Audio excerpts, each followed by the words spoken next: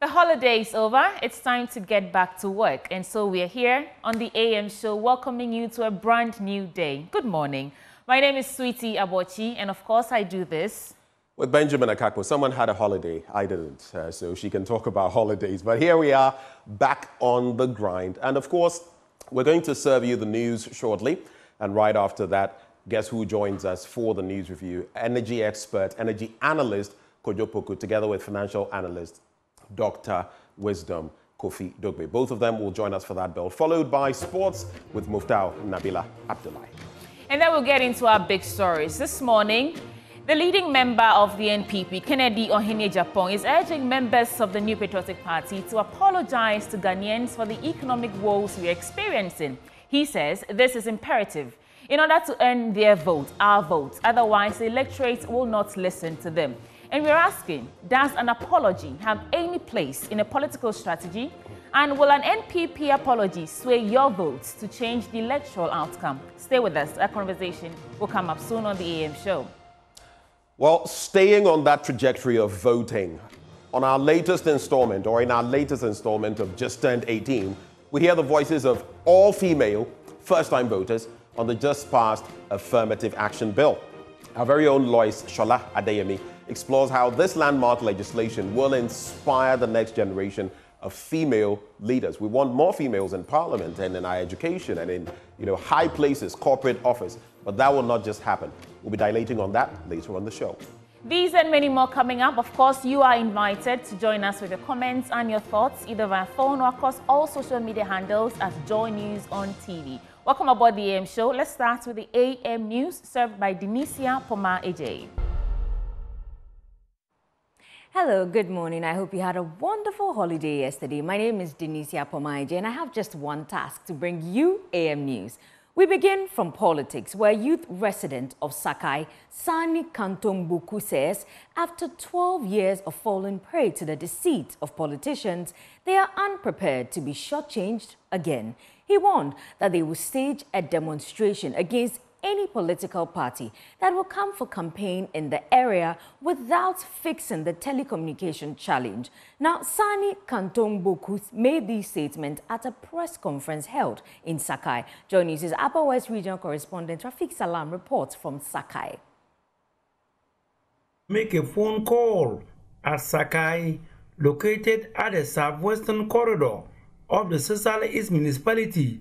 It is not for the faint-hearted. Assemblyman of Sakai, Benny Elijah, further painted a mental picture of the situation. We normally have to go to the bush because it's like there's network in Ping. We have to go between Ping and Sakai then before we could make a call. Sometimes you have to go and then you climb a tree, which you can even fall, and a snake can even bite you in the bush. So because of that, it's something that is actually affecting us. This is the frustration that residents of Sakai, located about 43 kilometers away from their municipal capital, Tumu, goes through on daily basis. Mind you, it is not a movie, it is real, as lack of telecommunication network is drawing back the development of the area.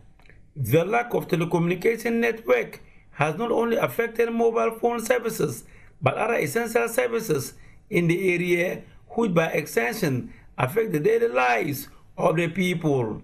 The hardest hit, arguably, are nurses and teachers. Quality healthcare and education services are truncated as a result of the unreliable telecommunication services. We are denied of our right, which is the network.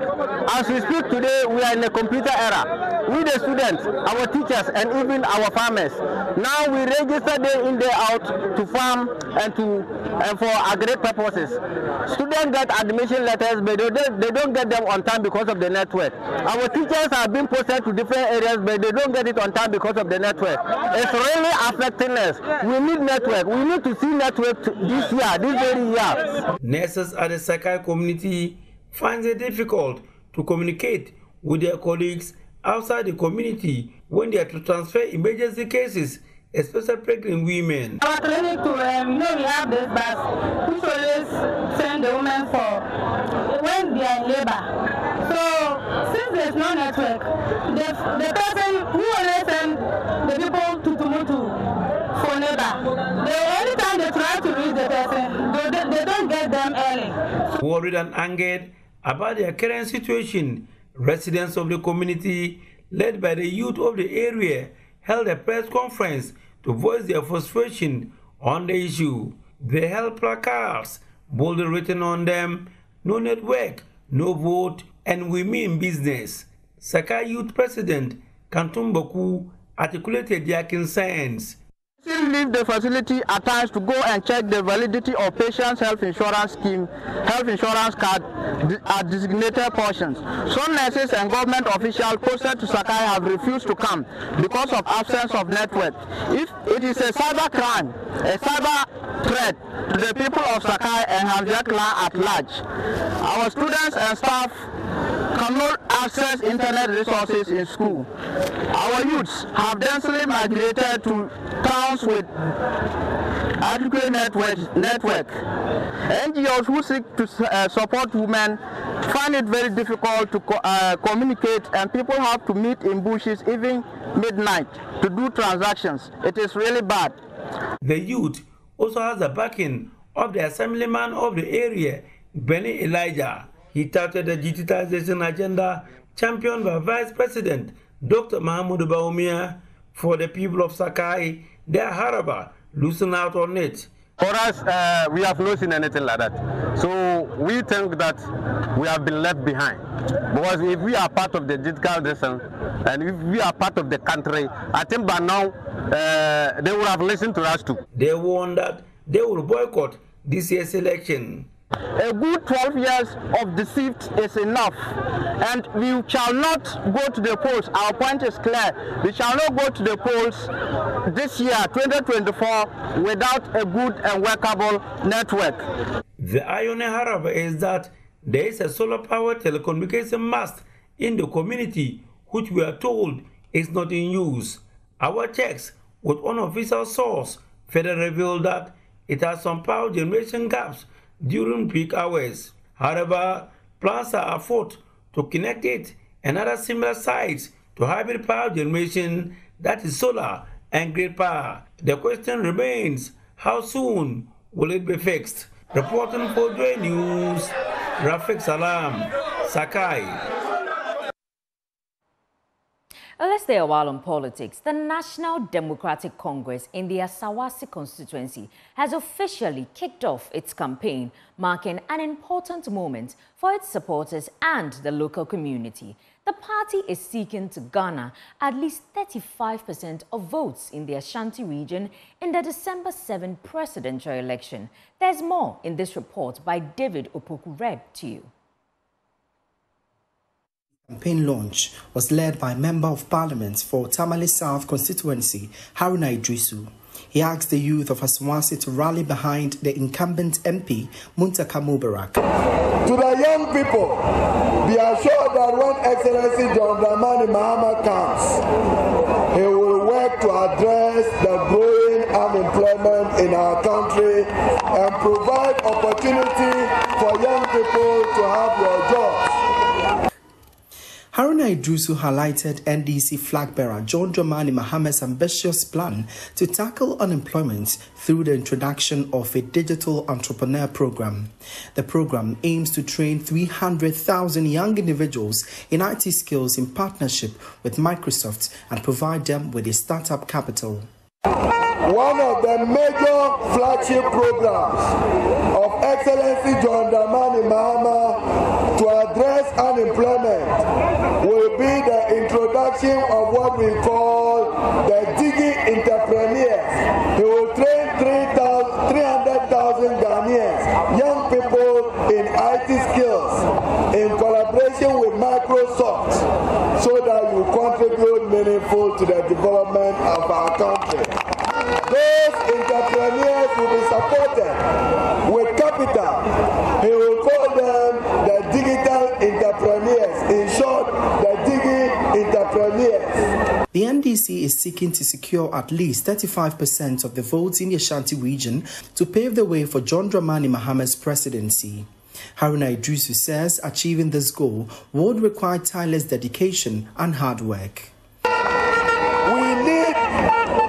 need just a little above 35% in Ashanti region, and we declare John Dramani Mahama the winner of the 2024 presidential and parliamentary election.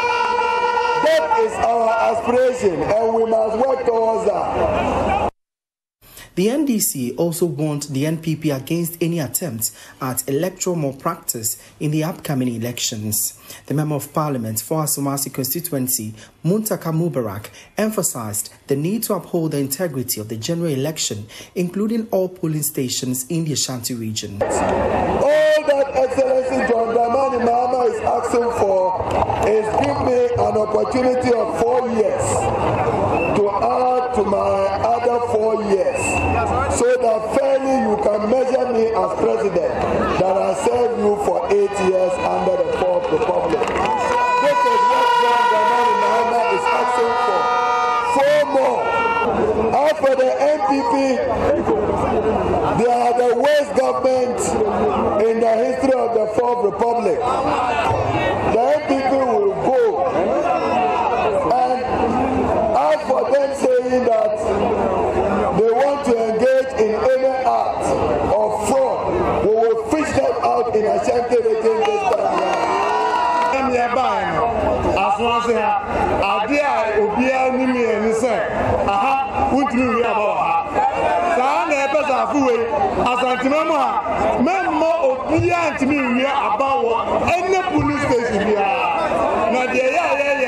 Very simple.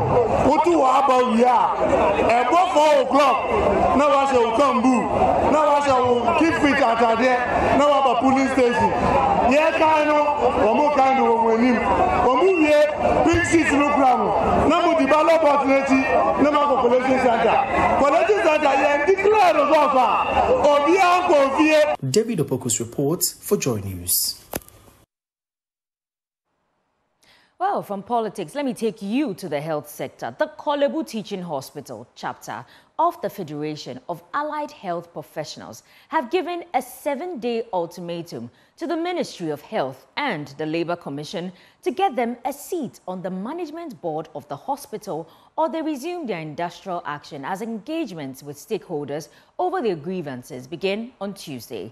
The group, consisting of 23 health professional bodies at the hospital, embarked on an industrial action on the 31st of July, demanding they be involved in the management of the hospital. Prince Kwame Kudoga was at the facility to gauge the mood of the people there and has come through with this report. The Federation of Allied Health Professionals consists of 23 health professional bodies, including radiographers, physiotherapists, lab scientists, and audiologists, among others. They declared a strike in protest of their absence on the management team of the hospital. At the laboratory unit of the Korle Bu Teaching Hospital, patients were being turned away due to the strike by these allied health professionals. The news team caught up with this young man who came all the way from Aguna Swedro but had to be turned away due to the strike. He was frustrated. I'm coming from Aguna Swedro. You know, it's very frustrating because considering this long journey and you come here for them to go on strike, it's kind of a stressful situation that what can we do? Nothing. We just have to return and find the appropriate time and come back again. You have to go back to Australia. Yeah. That should be a strain on your finances. It's a strain on my finances, but what can we do? I came here unannounced, not aware of the situation. And coming to meet this circumstance is kind of frustrating. So I can't deal with the situation. I have to get back with me, continue with whatever I have to do. The chairman of the Korle Bu chapter of the Federation, Dr. Francis Kwachi Entry, announcing the suspension of the industrial action following a directive by the NLC that expressed confidence in the outcome of the impending engagement with stakeholders. Leadership received a letter from the National Labour Commission, and we have been summoned.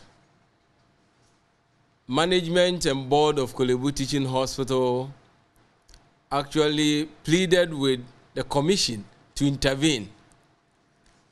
Surprisingly, something that we thought they could resolve, they have petitioned the commission to intervene. And so, as law-abiding professionals, after exhaustive consultation with executives, with the council, and then with general membership, we have agreed to suspend our industrial action. God willing, tomorrow, which is the 6th of August 2024, we expect that all our members will resume to work.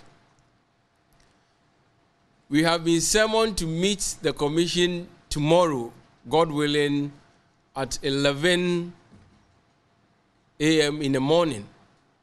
And so leadership will go and meet with the commission, and we are hopeful. He, however, warned they will not hesitate to resume the strike within 7 days if their demands are not met.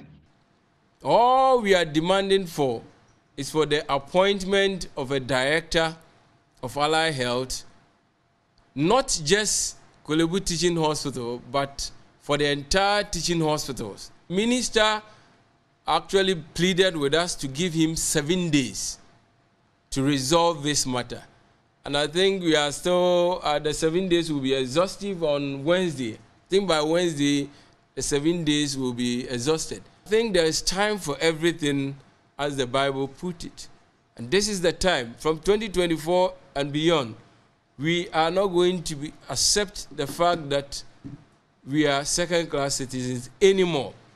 Whatever thing that is for all of us in the health sector, we would demand our fair share. The solution to preventing a full-blown strike action lies with how these engagements go. We are waiting to see how government handles their grievances. Prince Kwame Kudoga's report for Joy News.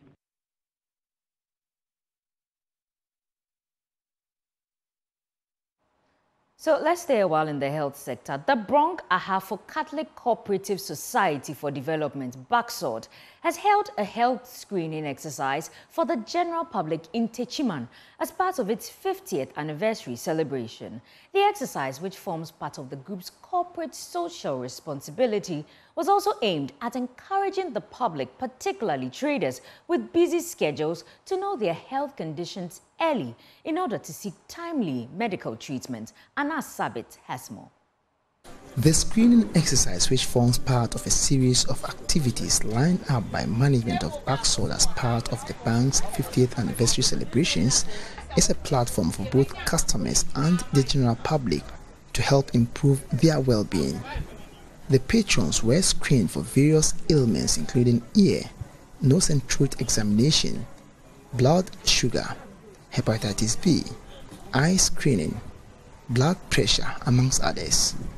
Sapon Francis is the manager of the Chiman BACSOD Cathedral. BACSOD is 50 years as we speak. We have a lot of activities as part of our 50th anniversary. This month, being the month of June, we are organizing free health screening for our customers, our members, and then the general public at large.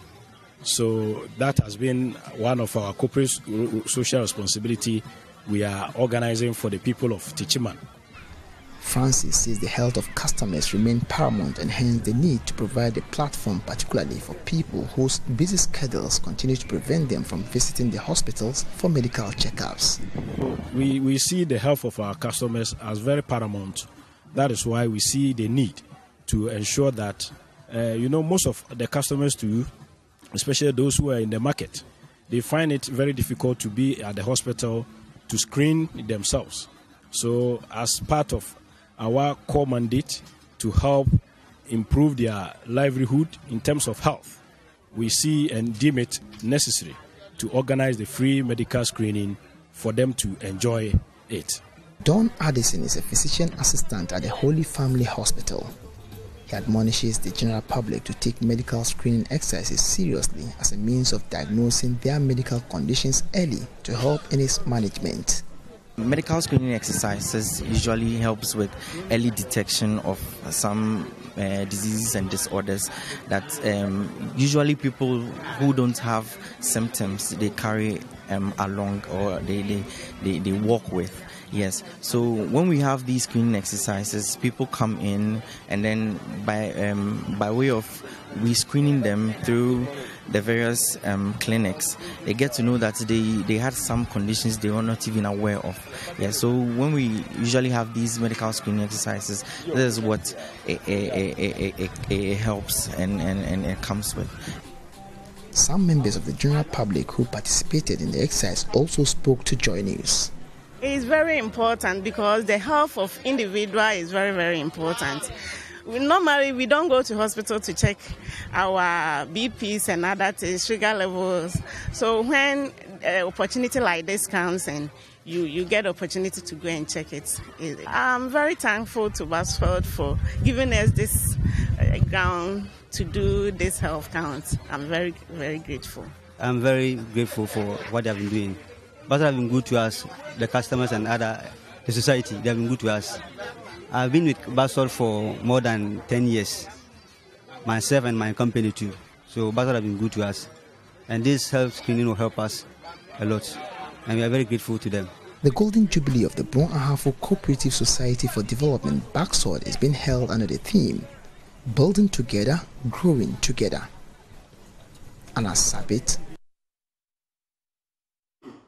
Oh well, it's now time for business updates with Benjamin Akakpo. Welcome to Business Now. And economist Dr. Patrick Esuming is urging government to focus on stabilizing the economy to help improve the country's ratings. It follows a decision by ratings agency Fitch to still classify Ghana as a restrictive default country, despite progress made in restructuring external debts. Professor Esuming maintains that if the corrective measures are taken, the good ratings will come by themselves. Personally, I don't think we should be focusing too much on good rates. I think we should focus on building or rebuilding our economy, making sure that we complete the debt restructuring and our debt books will look better. And then also continue with the reforms that we are doing to improve public finances. But more importantly, rebuild the economy to be more resilient. When we do those things, ratings will automatically follow. I think if you focus too much on doing things with rating agencies, that will not necessarily be the way to go. But so far, we should see rebuilding the economy as a priority. And then once the economy is on a stronger footing, the rating agencies will automatically upgrade that. Let's talk taxes now. And taxes paid by MTN to government witnessed some significant increments for the first 6 months of the year. This was captured in MTN's financial statement ending June 2024. George Riafe has more on that. MTN's profit for the first 6 months of this year showed that it paid 3.9 billion Ghana cedis. This actually represents more than 44% jump from the 2.7 billion Ghana cedis that it paid in the same period for last year. According to the telecoms giant, this came from direct and indirect taxes that it paid to government from January to June this year. MTN Net Financials also added that it paid 289 million Ghana cedis in fees and levies, as well as other payments to several government agencies this year. These taxes, according to MTN, represent about 52% of its revenue posted for this year. These payments are coming at a time that concerns have been raised about whether MTN is paying the required taxes to the state, looking at the strong growth in earnings over the past years. Its half-year numbers showed that revenue crossed 8 billion Ghana cedis, whilst profit before tax hit 3.3 billion Ghana cedis. Despite the challenging environment, MTN is optimistic that it would end the year on a good note, with revenue growing above 20% for next year. And that's it for our business updates this morning. Handing over back to Danisia Poma-Ajay. Thank you, Benjamin. And that's it for AM News. My name is Danisia Poma-Ajay. Up next is the News Review. Have a lovely day. Welcome aboard. This is the news review segment, and that's what we're doing now. We're reviewing the various stories making waves and captured in the newspapers. But a gentle reminder that this segment is always brought to you by Endpoints Homeopathic Clinic, and they're offering free prostate screening and free fertility screening for women at their various locations. Here in Accra, you can find them on the Spintex Road, opposite the Shell signboard. In Kumasi, Kronuma Buenhia, behind the Angel Educational Complex. In Takrade, Anaji Estate. In Tema, Community 22. In Techiman, Hanswa, and in Esiama, in Zima. And here are their call lines, 0244-867-068 or 0274-234-321. Endpoints Homeopathic Clinic, the end to chronic disease. This morning, I will be joined by two gentlemen, Kojo Poku, who is an energy analyst, and Dr. Wisdom Dogbe, also a financial analyst, will be joining us to get into the various stories. But before they join me, let me just take a quick look at the various stories captured on the front pages of the various newspapers, starting with the Daily Graphic. It says, Nkrumah Not So Nation's founder, and this came up on the Founders' Day. The president stirred up some debate on who should be recognized as the founder of this great country. And it shouldn't be just Dr. Kwame Nkrumah, Saja for Dr. Kwame Nkrumah. And then Road to Election 2024, experts right of minority parties. Stakeholders call for more housing fairs, and this is a Daily Graphic newspaper. Women heads of electoral bodies must consolidate democracy, according to Jean Mensah. When my guests join me, we'll get into the stories and actually review them. I'm just sharing the headlines or the banner stories with you. On the Daily Guide newspaper, NPP launches manifesto on the 18th of August. And I mean, we are in an election year, nearly 4 months or so before election 2024. And it's just a good time to get surgical with what the campaigns or the promises are about. Okay, so I have done my best, that is according to Nana Akufo-Addo, and we'll have constant electricity supply. I think my first guest joins me now, Dr. Wisdom Dogbe, who's a financial analyst. Doc, good morning, and it's good to see you. Good to see you, sweetie. How are you? I'm fantastic. I hope you are too. You're wonderful. Right. Thanks for asking. So of all the things happening in this country and around the world, which of them do you want to share your thoughts with? You have a minute or two to get into that. Sweetie, I read that the Ministry of Health has begun recruiting over 15,000 nurses and midwives, as announced by the health minister. I think it was long overdue because I know of stories where new nurses have completed the education and just sitting at home because they can't find employment. So I will start on the positive side that this is definitely great news for our nurses and midwives who have been unemployed for a long period of time. And this will also address staff shortages in the hospitals across the country. For a very long time now, sweetie, Ghana has been in this situation where there is a high demand, for healthcare facilities and medical workers. And so by increasing the number of nurses and midwives, hopefully the ministry can ensure better access to healthcare services for the people of Ghana.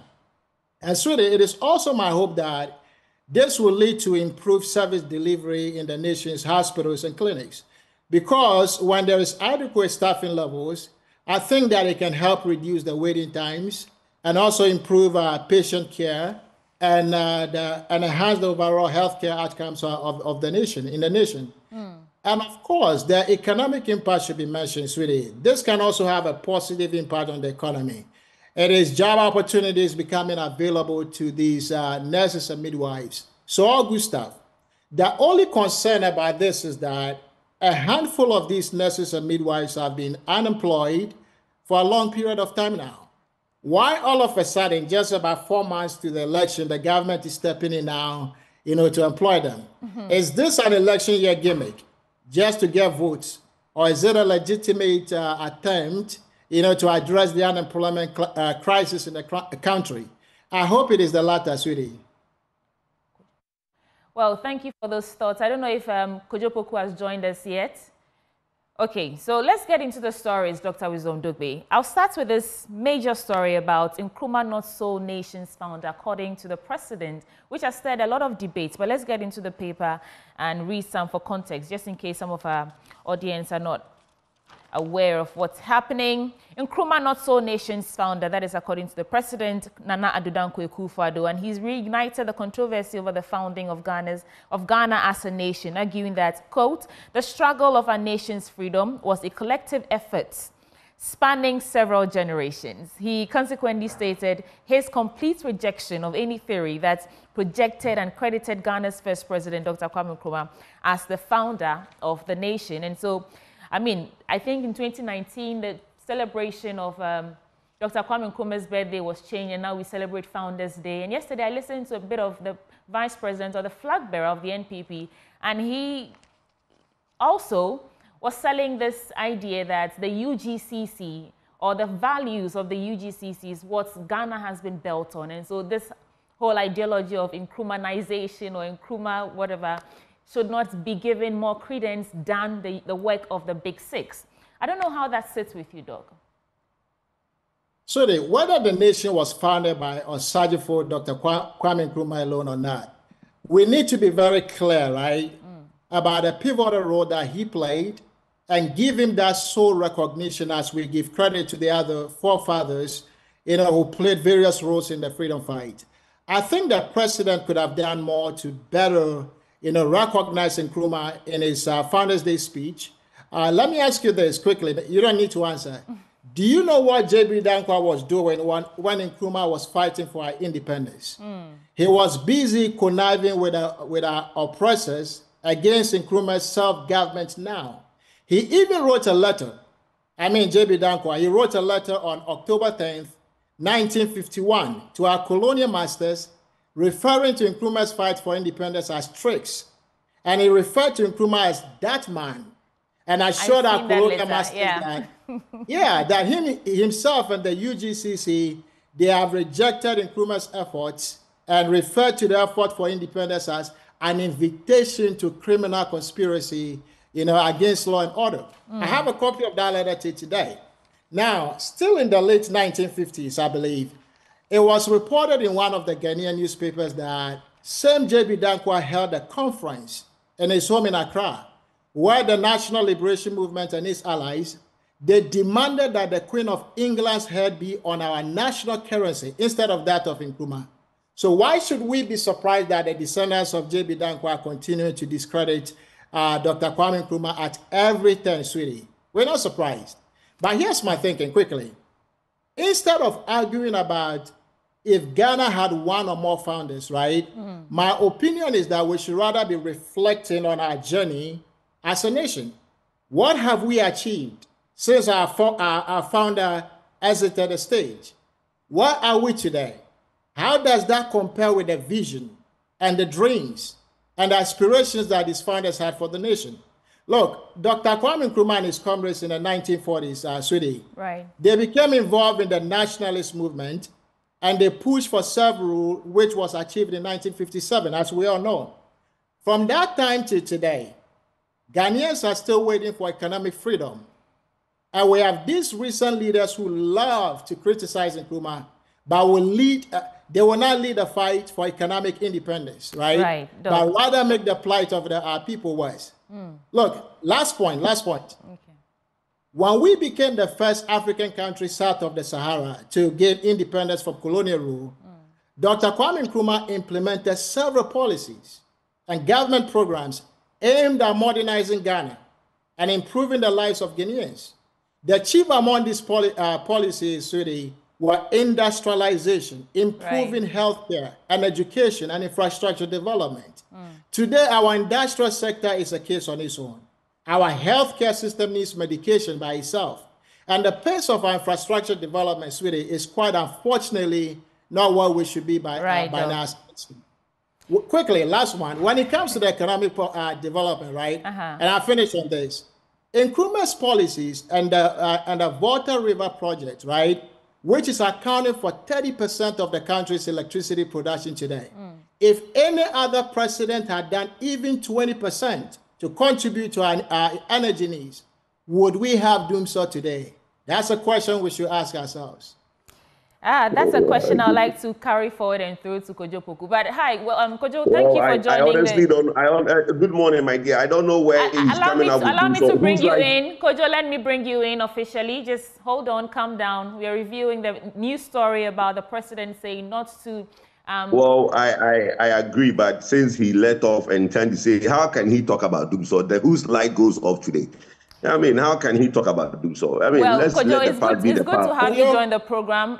I'll give you a minute to get into whatever topical issue you want to get to. And the story we are reviewing is the statement of the president that although the work of Dr. Kwame Nkrumah cannot be underestimated, he's not the sole founder of the country. And so your minutes take, and then we get into that story. Well, that's fine. Mr. Bochi, I don't want us to do that. Let's get straight into the review, and then I think it's better I address some of the things that my brother said. Look, it's a debate. I think that whether Nkrumah is the sole founder or not, it's a debate. Let's also not forget that there is a political... It's a debate? Yeah, it's a debate. That's just resurfaced after, what, over 50 years? Yes, but the point is that history, look, a lot of us were thought that Nkrumah was the founder of the country. A lot of people were taught that until when this whole issue came up, and a lot of debates have come up, a lot of research people have read and found out that there were a lot that happens before Nkrumah was brought in by the party at the time. Is it GC? What, I can't remember the name. The Ghana, the Convention People's Party, right? They brought him in as secretary. He couldn't get on with them. He now went on his own, formed CPP, and basically there were a lot of development and thereafter. The point is, before he came in from London, the people that had formed the Convention People's Party were here doing a lot before he came in. Now, yes, he came in and had the drive. And when they said that independence gradually, he said, no, independence now. But everybody was talking about independence. He wasn't the one that came. It's not like he came and nobody was talking about independence and he came and said, look, you guys, you need independence. That's not true. So the point I'm saying is that it's a debate and it's a collective effort, as the president put it. Now, the CPP and history in Ghana has made it look like independence. When we were kids, that's what we were taught, that Ghana's independence was by Nkrumah. And the rest of everybody was shoved aside. The big six, as we know them today, was never mentioned in most of history. So what I'm saying is that it's a debate. We should understand the tradition that Nana Addo is coming from. Nana Addo is from the UP tradition. The UP tradition, if you listen to his statement, he said that though after all that Nkrumah did post-independence, we have still given him his birthday as a holiday. He did a lot to the UP tradition. He prosecuted them, he jailed them, most of them died in jail. So there is a lot. Nkrumah is the only president in Ghana who went to parliament and made this country a one-party state. Okay. So look, the issue is more political than most. So let's not, that's why I started out by saying that it's a debate, right? All right. Who did what and whose contribution was what is a debate. Point made. I only wonder if this is the right time to be resurrecting this debate that you say it is. After years, at any point, should we be uniting the country? Hold on, Kojo. Should we be uniting the country? Should we be uniting the country towards our quest for development? And at this point on this development trajectory, where we are right now, is this what we need, to be resurrecting debate on who founded the country, rather than uniting the country on the history? Absolutely not. Hold on for me, Kojo. You just landed. Kojo, hold on for me, please. Dr. Wisdom Dogbe, your take now. Look, Sudi, we should rather take a pause, right, and reflect on how much we have built on the legacy of our founding fathers, right? Or have we deviated from their vision for the nation? And have we turned prosperity for all to poverty for most? That is what we should care about, and not about when did Nkrumah come. A simple question I'll ask you. When you and I will start a business, and eventually you lose faith in the business and you leave, and I take this across the finish line, you don't come back to take credit for it, especially when you are working with my competitors to get me out of business, to get me to fail. You don't come back to take credit for that. That's the reason why I strongly believe that we're not giving Nkrumah the All right. Well, Thank you, Doug. That part Yeah. of history, let me quickly correct this. That part of history that you guys tend to put is not true. Nobody worked with the colonials to kick Nkrumah out. Whatever that was, hold on, you made your point, let me finish. If you read the history, all the other parties that came up, the UP, the People Conventions, the Convention People's Party, and all that came up, nobody worked with the colonials to kick Nkrumah out. Whatever Nkrumah was involved in was Nkrumah stuff that he was involved in. What everybody is saying is that when you talk about unity, where is the division in this country? I don't care when people say that we should be united. United, where are we divided? Please, somebody should tell me where we are divided. Point made. We are a united country. The fact that everybody keeps hearing MPP, NDC doesn't mean that we are divided. You should go to a restaurant and meet Haruna and Afenyo Markin having dinner and laughing it off. Who is divided? Kojo, thank you for those thoughts. Let's do some other stories now.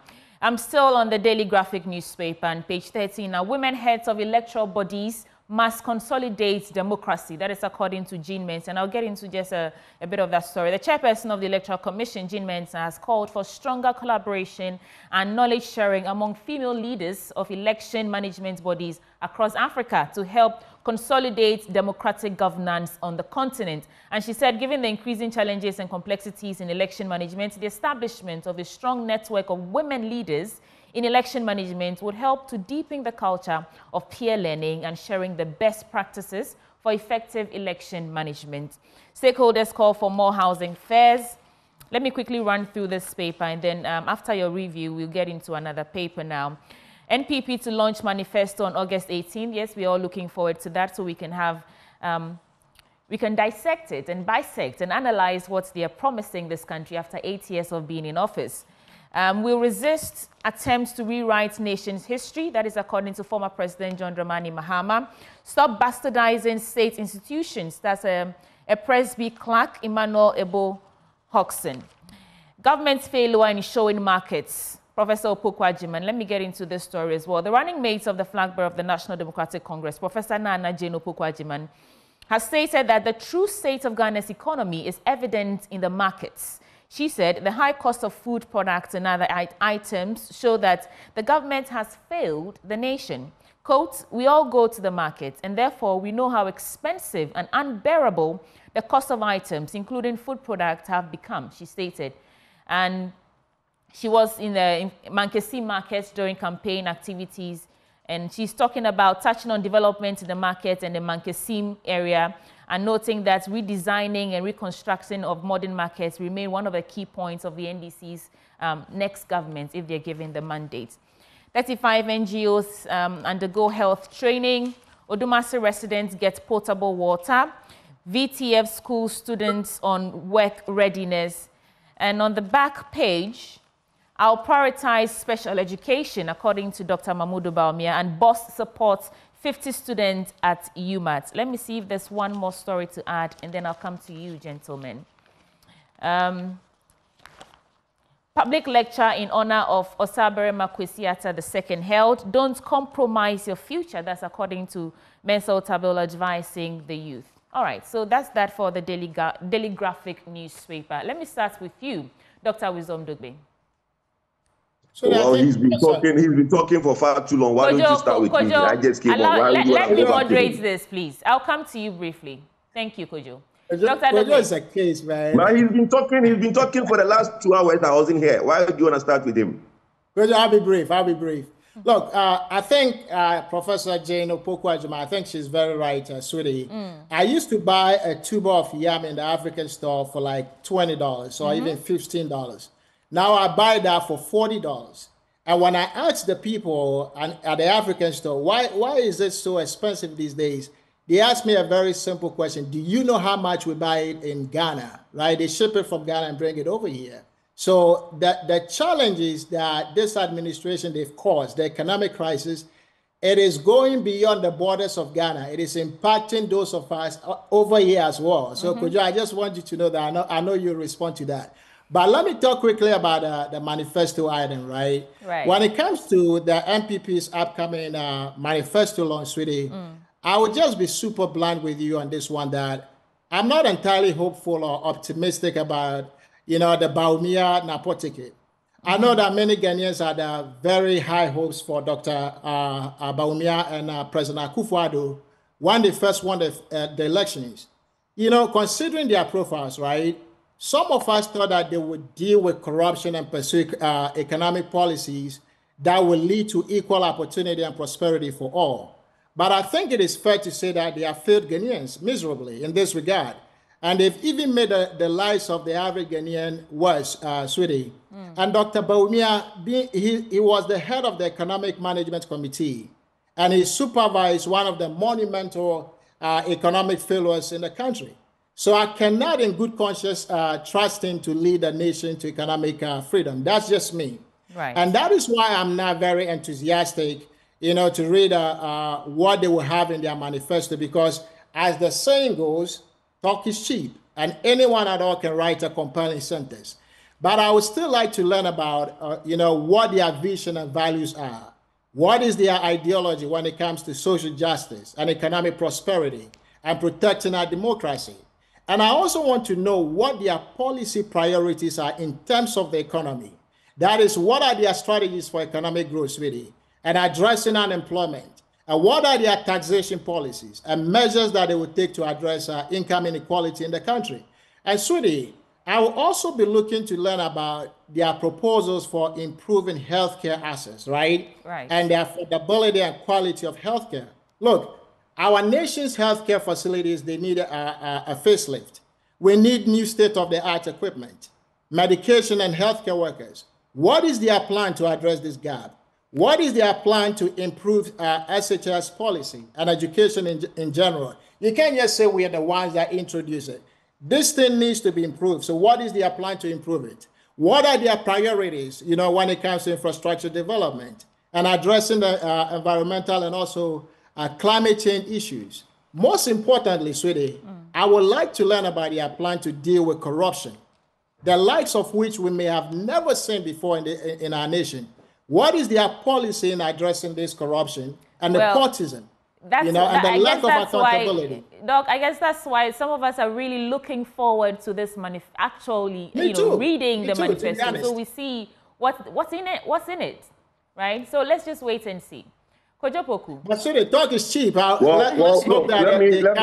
you give me the same time. I hope you give me the same time for you to start talking about African market. You spent about 10 seconds of your time already, Kojo. Well, that's fine. I've not spent anything. Please let me get into it. This gentleman sits in the USA, right? He's talking about African market, tuber of yam. Please, let's not go there. You see, I honestly mostly would think that you will come into this conversation and help us educate Ghanaians about the hardship around the world. In the US today, my wife is there as I speak in New Jersey, Old Bridge. When she's been out of the US for the last 4 years and she went back on holiday, the same amount of money that she used to spend on a bag of groceries cannot even get anything in the market today. Everything is 3 times the price in ShopRite, in Walmart, and in all the shops in America. You can tell me if I'm lying. You should tell people the truth. Thank you. So if that's the truth, why are you talking about tuber of yam in African market? I just said that is false. Hold on. Let me finish, please. Look, in some European countries, when you go to the shop to try and get oil, and you want to buy 2 bottles of oil, they will only let you get 1 bottle of oil. They will not give you 2 bottles of oil. And that is going on today in some European countries. They are rationing food because there isn't enough for everybody. Left alone the high prices of these foods on the international market. Food prices is not only unique to Ghana. So please, let's not anybody go to markets and come and do food politics here. It's all around the world. Now, let me move on. My brother, listen. If you want to know about the ideologies of the NPP, please go on the internet and Google. We are not going to launch a manifesto to talk about ideologies. We are going to launch a manifesto to tell Ghanaians about the good work that we are going to do. And Ms. Abuchi, please don't say that after 8 years of being in power. We are going to have a new leader. Every leader has his own ideologies. Every leader has his own vision. But is this leader not coming from the same party? This leader is not president. This leader is not. Hold on, Kojo. This leader has been a vice president. I know what you're going to say. Let me land. He is still the head of the economic management team. The economic management team has no. Please let me land. This leader The economic management team has no constitutional provision. The economic management team has no constitutional powers. Let me land, please. This leader is not a president. The president is the one who forms the head of the manifesto team. He's the one who puts his vision out there, okay? Now, we've had 8 years of Nana Addo, and let me put this out there. The NDC, John Mahama, who wants to come back to be president, in 2012, he had a manifesto. He only achieved 20% of his manifesto in 2012. His manifesto that he now put out, 20% of what he achieved. 20%, so sorry, 23%. John Mahama only achieved 23% of his manifesto that he put out in 2012. Let me finish. Then the MPP achieved 83% of their 2016 manifesto. We've achieved 80% of our 2020 manifesto.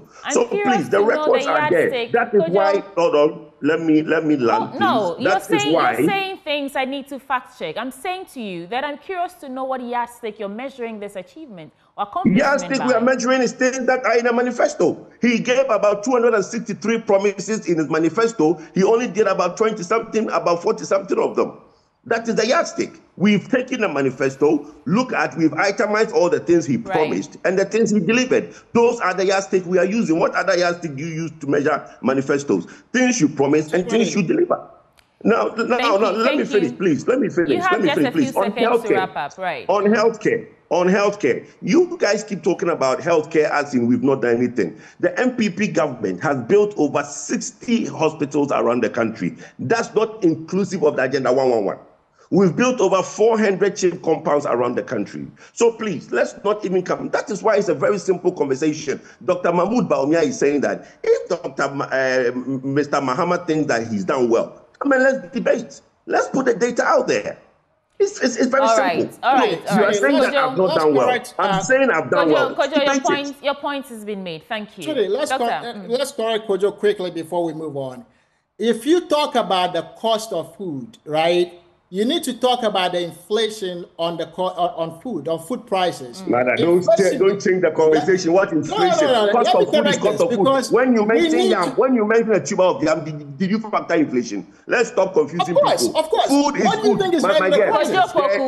We listened to you uninterrupted. Kojo Poku, we listened to you uninterrupted. Let's, Dr. Wisdom, get through his train of thoughts. The inflation rate in the United States is under 3%.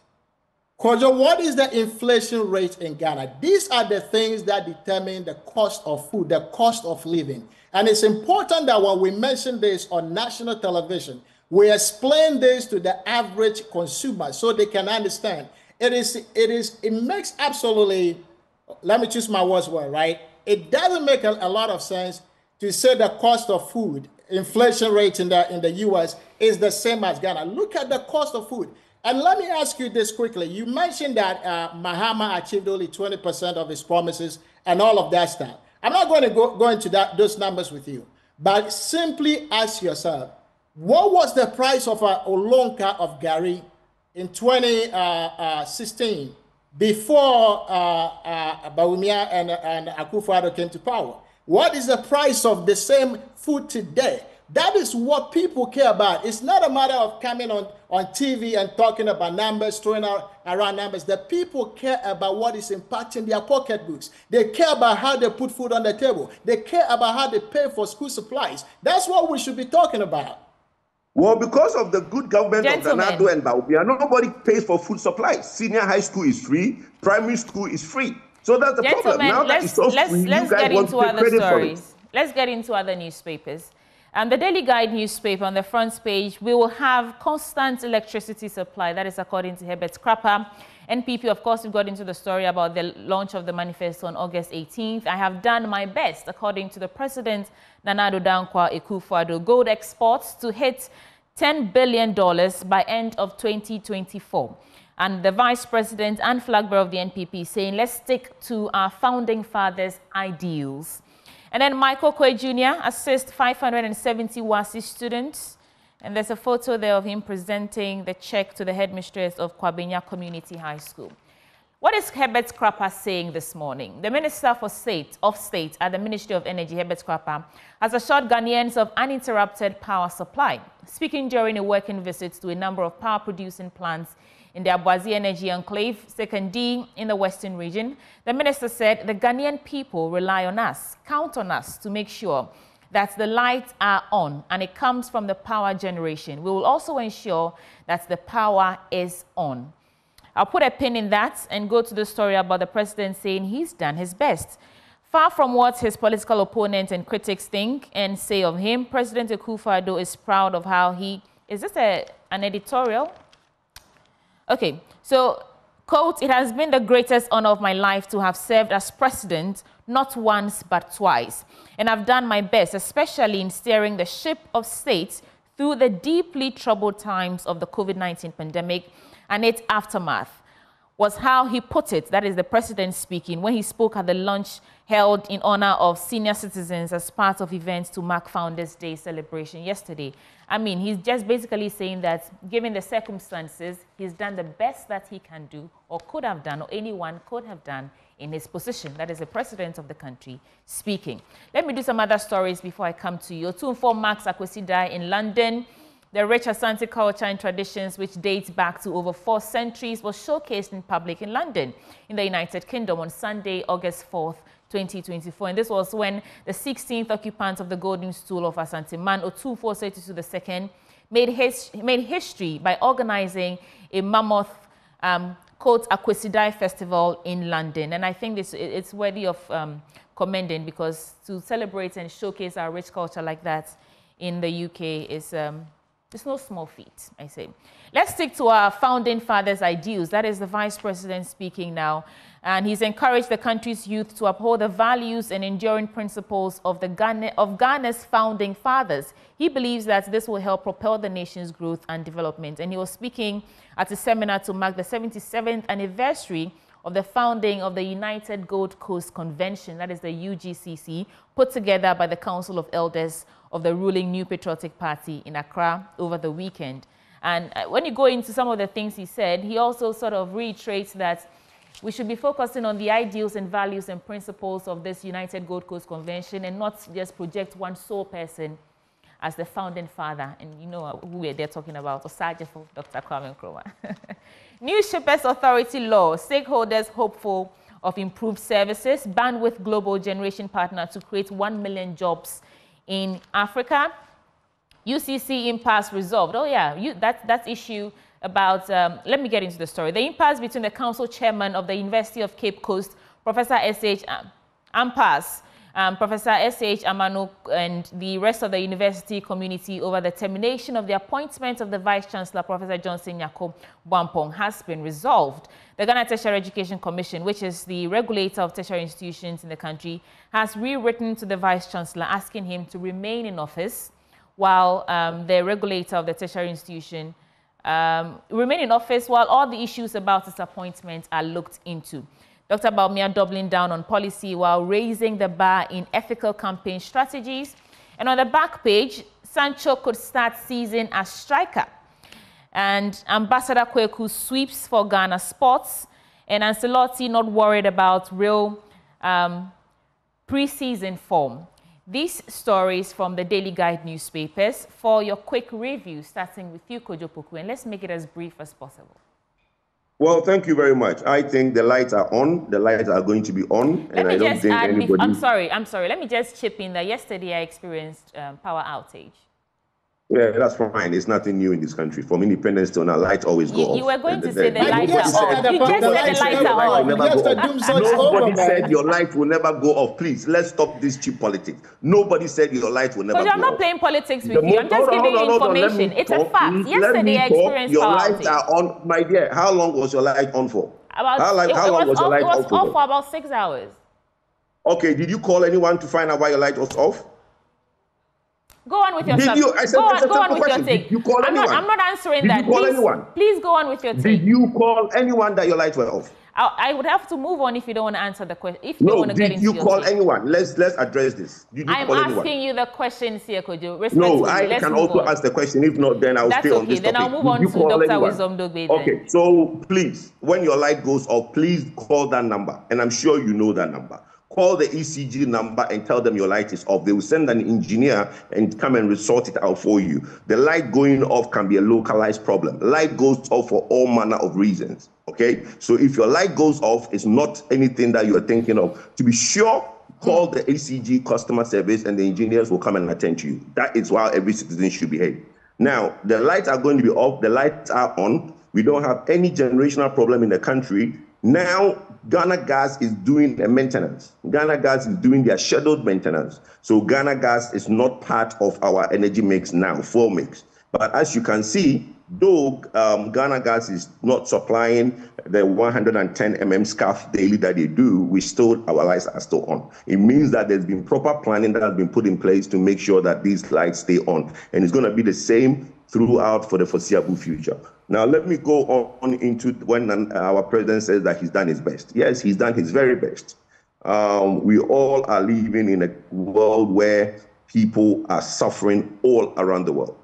And I remember on this show, Mrs. Abuchi said that, the UK, there were no problems. Because the UK is suffering so much, you see what they did to their Prime Minister, Richard Sunak. They kicked him out with the majority for the Labour to come in and change things, even if they can. I think you misquoted me. I never said there were I'm no not problems misquoting you. You said that there was no double inflation. You said there was no double digit. You said there were no double-digit inflation in the UK. Those were your exact words. I'm here and speaking to you, and you're saying something that you're saying. No, but I can play back. I can play back the tape to you. You said there are no double-digit inflation round in up the your UK. thoughts. It's fine. Round up your thoughts. Good. So we've done the Nana government has done well in the circumstances, as he said. We've built a lot of infrastructure. We've built a lot, and as the days are, things are unraveling. People are beginning to see that there's a lot that has been done by the Nana government. Now you have a former president who will go to a region. Instead of going to tell them what he has done in that region, he goes and create problems and tell them that he'll create regions on tribal lines. And the people in that area has condemned it immensely. He also goes and says that he started a hospital in Garu. Next week, the team from Ministry of Health is going to go to Garu and let them show everybody where John Mahama said he started that hospital. He said he started a hospital in Garu and the NPP abandoned it.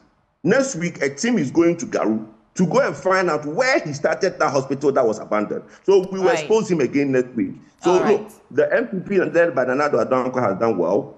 And I think on the 18th, the manifesto will come out and everybody will clap for everybody who has been part of this manifesto.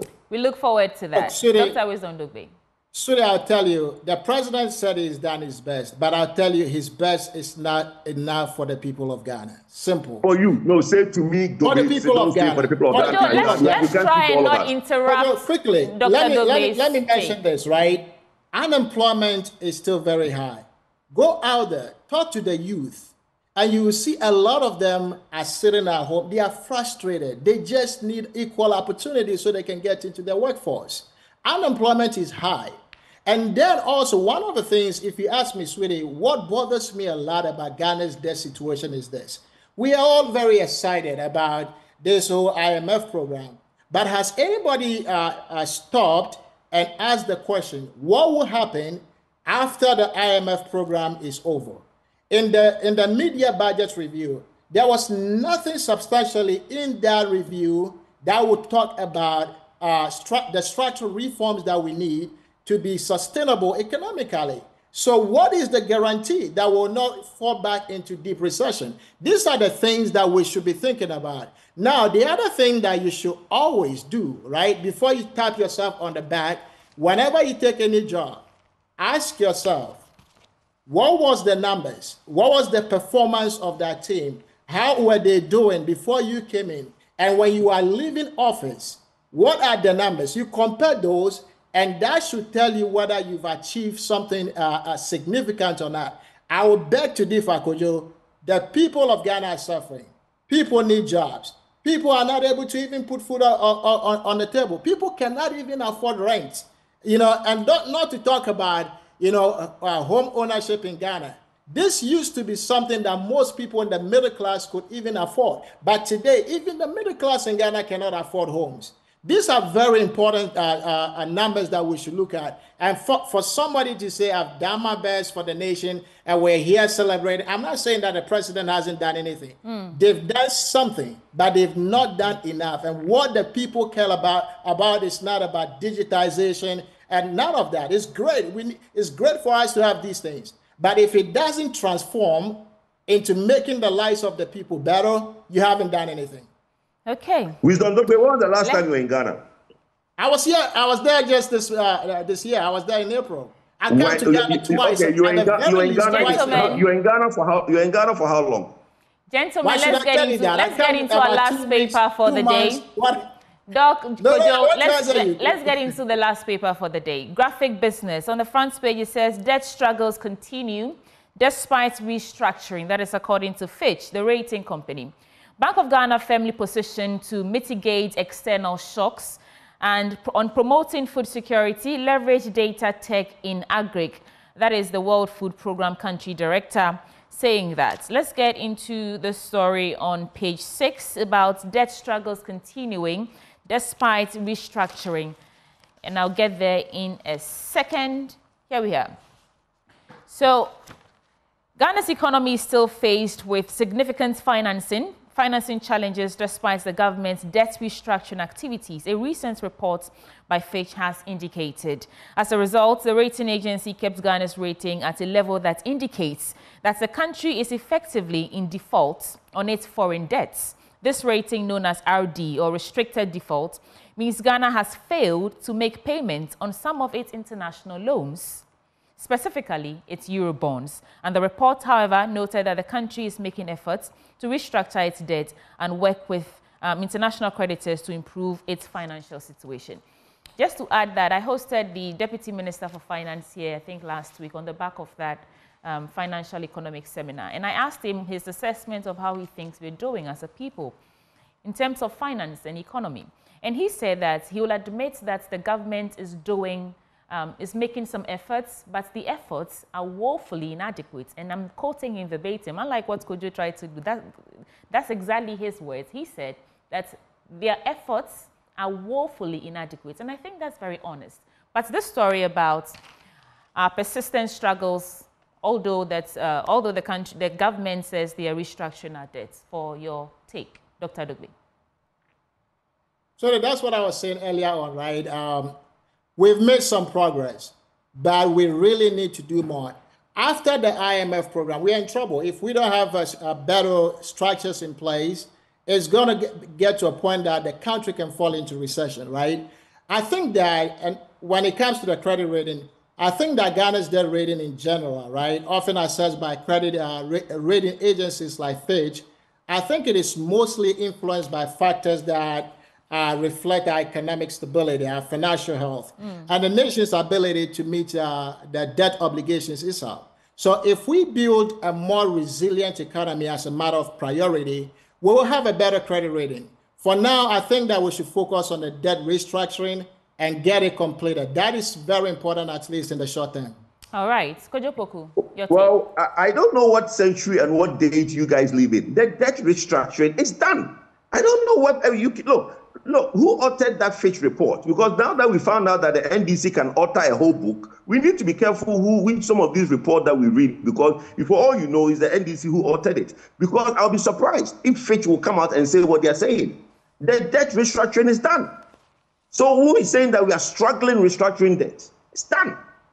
We have restructured all our debts. Now, how can somebody come out and say that? Let me land, please. How can somebody come out and say that there is a debt default when we have restructured the debt and postponed the repayment of the debt?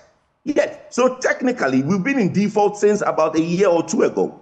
We've been in default. Nobody is denying the fact that Ghana has been in default when it comes to debt, our debt payment. It's a known fact. And that is why we went out there to say that, look, under the IMF program, and we were asked to restructure all these debts, which we have successfully restructured all the debts. So look, for Fitch to come out and for this document to, this paper to put it out there as a debt struggles continues. What is the debt struggle? Look, for me, I just think that there is this ingenious way of people putting these stories out there to make things seem what they are not. My friend, Mr. Dogbe, mid-year budgets are not full-year budgets. Mid-year budget has its own ways of doing things. So the information you were looking for, wait till the November budget and you get that from that. Mid-year budget are not supposed to give you that information that you were talking about. Gentlemen, we have to go, but I'll allow 30 seconds each for your final words. Dr. Dogbe. I disagree with that. Mid-year budgets are supposed to tell the financial health of the nation mid-year. That is simple what it is. Why do we have to wait to the end of the year before we know how the nation is performing, Kojo? I don't think that's right at all. All right, yeah, Kojo, but it does tell you the financial health. Kojo, What you asked about was that what will be the plan or the fallback plan when we exit the IMF? That's what you said. You said the media budget does not tell you the fallback plan when we exit the IMF. And I'm telling you that. Let me finish. And I'm telling you that the media budget. Investor confidence. You need to get that information with the street. And Mr. Dogbe, you keep changing the goalposts. The credit rating of the Mr. Dogbe, you keep changing the goalposts. What I'm saying to you is that the media budget does not tell you what the exit plan when we come out of the IMF is. That's all time will allow us, gentlemen, for the news review segment. No, I'm sorry, our time is up. We have to go. That was all we had for the news review segment, and always brought to you by Endpoint Homeopathic Clinic, the end to chronic disease. And my guests were Dr. Wisdom Dogbe, financial analyst, and Kojo Poku, also an energy analyst, joining me to get into the various stories captured in the newspapers. Mufta Nabil Abdullahi serves you AM Sports. Up next.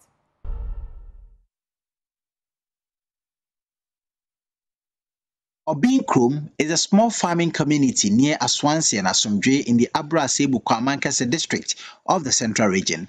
With around 400 residents, mostly farmers, this community and 3 nearby communities have long cried out for basic amenities such as clean water, sanitary facilities, a health clinic and a school building. Until recently, the community folk had to share a stream with animals for water and use the bush for sanitation, posing significant risk, especially for women. Their situation becomes even more dire when a child falls ill at night or a pregnant woman needs urgent care. In such cases, they must carry the patient to a CHIPS compound in Asomdwe, as the dilapidated schools are rarely traversed by vehicles. Luck has, however, smiled on them as the church has gone to their aid. The pastor of the church on purpose, Robert Benjamin Atta, shares more on their intervention. When we came here, we saw that the people here, they need school, they need water project, so we couldn't have sat down to look at them. We have to help them. So this is why, this is what motivates us to do this project for them. If you are there and then you see such a project or this place or some of the places that you know that people need water or sanitation, you have to make sure to do something also to support such people. The mission director, Catherine Baptist Church in Maryland, USA, Heather Chapman, expressed her excitement that God could use them to affect the lives of others positively.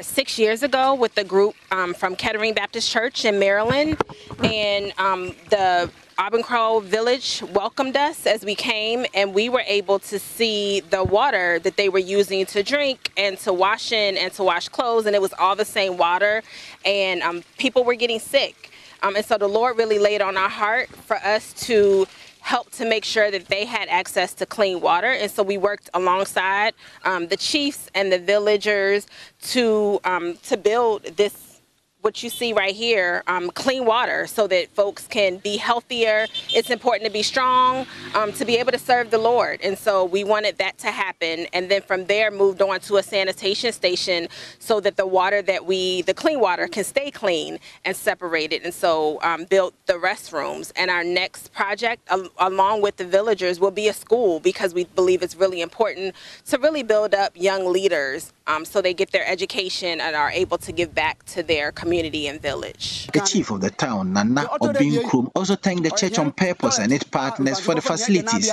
and made a passionate appeal for a health facility and the completion of the self-help classroom block. Welcome back. It's the AM show, and of course we get into our big stories, and we're talking politics now, and it's all about what the essence of an apology is, basically. Kennedy Ohineye-Agyapong has been telling his party members, listen, you need to apologize to get the Ghanaian electorate behind you, especially on the back of the economic woes. He says this is imperative in order to earn the vote and confidence of the electorate. But we ask this morning, what is in an apology? The posturing of the political party, his political party, will it sway votes in any way? Joining us for a conversation on these matters, we have Professor Kobi Mensah. He is a professor of political marketing, among others, with the University of Ghana Business School. Dr. John Osai-Kwapong is a CDD fellow. And then we have Dr. Kwame Asante. He's a political scientist. He's also head of the Center for European Studies at the University of Ghana. Gentlemen, a very good morning to you. I believe we have Dr. John Osai-Kwapong on with us. Doc, good morning. Good morning, Benjamin. Good morning to Sweetie as well. Great. Let's just start with your initial thoughts. I'm sure you've heard the lawmaker on these latest comments, the Asin Central lawmaker. What do you make of them? Well, it's an interesting proposition. It means that the ruling party would have to admit that something has, quote unquote, gone wrong, and part of that something has gone wrong is at least partially their doing. I don't know the extent to which there is a willingness to do that, because for some time now, the ruling party's narrative has been that, yes, there has been some challenges, but those challenges are the twin results of COVID-19 and the Russian-Ukraine war. And they have stuck very religiously with that narrative. Now, when the flag bearer, Dr. Bawumia, gave his major policy speech earlier on this year, there was a little bit of that recognition that I do understand that we've gone through some challenges. I do understand that Ghanaians have faced some issues here and there, but it was very quick and very in passing, and then a lot and sort of moving on to say, but these are the things that if elected president, I would put in place to ensure that the economy grows, their jobs, etc., etc. So I find it a very interesting proposition. It would mean changing part of the narrative and making some admissions. And I'm not sure the extent to which the ruling party is ready to undo part of that narrative that they have held on to very religiously up to this point. I would have wanted to get the thoughts of our other guests on this before I proceed, but as and when they join, I'll get there. But when you listen to the Asin Central legislator, I mean, he himself for a while now has sort of toned down on certain rhetoric. He's been pretty laid back, but he's pointed time without number to some of the inadequacies of his own party, right? He comes out again to say there are things that have gone wrong. They must be righted before election 2024. From the standpoint of the NPP, some 6 months to an election or some 4 or 5 months to an election, what does that bode for the party internally, not even on a national level going to the electorate? Internally, what does that mean? I think internally, because one of the things that you also want is the kind of party unity that not only coalesces around your flag bearer, but also coalesces around the message that you want to share. So you want to make sure that internally everybody buys into the same election narrative, buys into the same election strategy and approach, right? And yes, it is primarily the duty of the flag bearer and his team to come up with that winning political strategy for the political party. But then it takes other members within the party to also then go up and pursue that strategy and sell that message and sell that narrative. And so internally, you want to make sure that everybody is on the same page. So if the Honorable is raising this issue or go out there, render some apologies and all of that, you want to make sure that it is not the kind of suggestion that has been put there publicly that causes any semblance of a disagreement or potential rift within the party's messaging. So internally, you want to make sure that it's an idea that doesn't start creating any kind of angst, because again, you want that one single coherent narrative that the party goes out there and continues to push, a couple of months before a major election. I will continue on that trajectory, but for now, let me cede to Sweetie Abochi, who will also come through with her questions to you, Doc. Well, on the issue of messaging and making sure that everyone is on the right page, what we've seen from the NPP so far, does this look like something that they could be aligned on, would you say, in your opinion? Is an apology something that the flag bearer, when you listen to him, he says that he cannot be blamed or cannot take the blame for some of the economic woes because he's just the driver's mate, not the driver himself. So will an apology align with the messaging of Dr. Mahmoud Bawumia as the flag bearer and the party as a whole? No, in the sense that it would mean admitting and taking responsibility for what has happened, right? And as I said previously, so far, the narrative is that, yes, we recognize we had some economic challenges, but the party's message has consistently been we were on a good path, we were on a path of recovery, we were doing well, and then unfortunately, COVID happened, Russia-Ukraine war happened, and as a result, we found ourselves in these terrible situations, which then forced us, to seek a bailout from the IMF, etc., etc. So that has been the message so far, and they've not deviated from that. And so to apologize, I think would be inconsistent with the posture so far. Now they can do it, and as to the extent to which it buys them some political grace from the voters is a different story. But it will be very inconsistent with what the argument has been so far. All right, thank you, Dr. Osei Akwapong. Let's go to Professor Kobe Mensah, who joins us on phone now. Prof, good morning, and thanks for joining the program. Thank you, and good morning. Great. So let's start with your initial thoughts or assessments of the comments from Kennedy Agyapong saying that the party should apologize for the economic woes that we're experiencing, and that would probably steer the voters in their favor. What do you make of that? Well, I think that's the character of new politics. I mean, in my own discipline, political marketing, we say that politics has long moved from those ideological, dogmatic periods to a very much customer-centric era.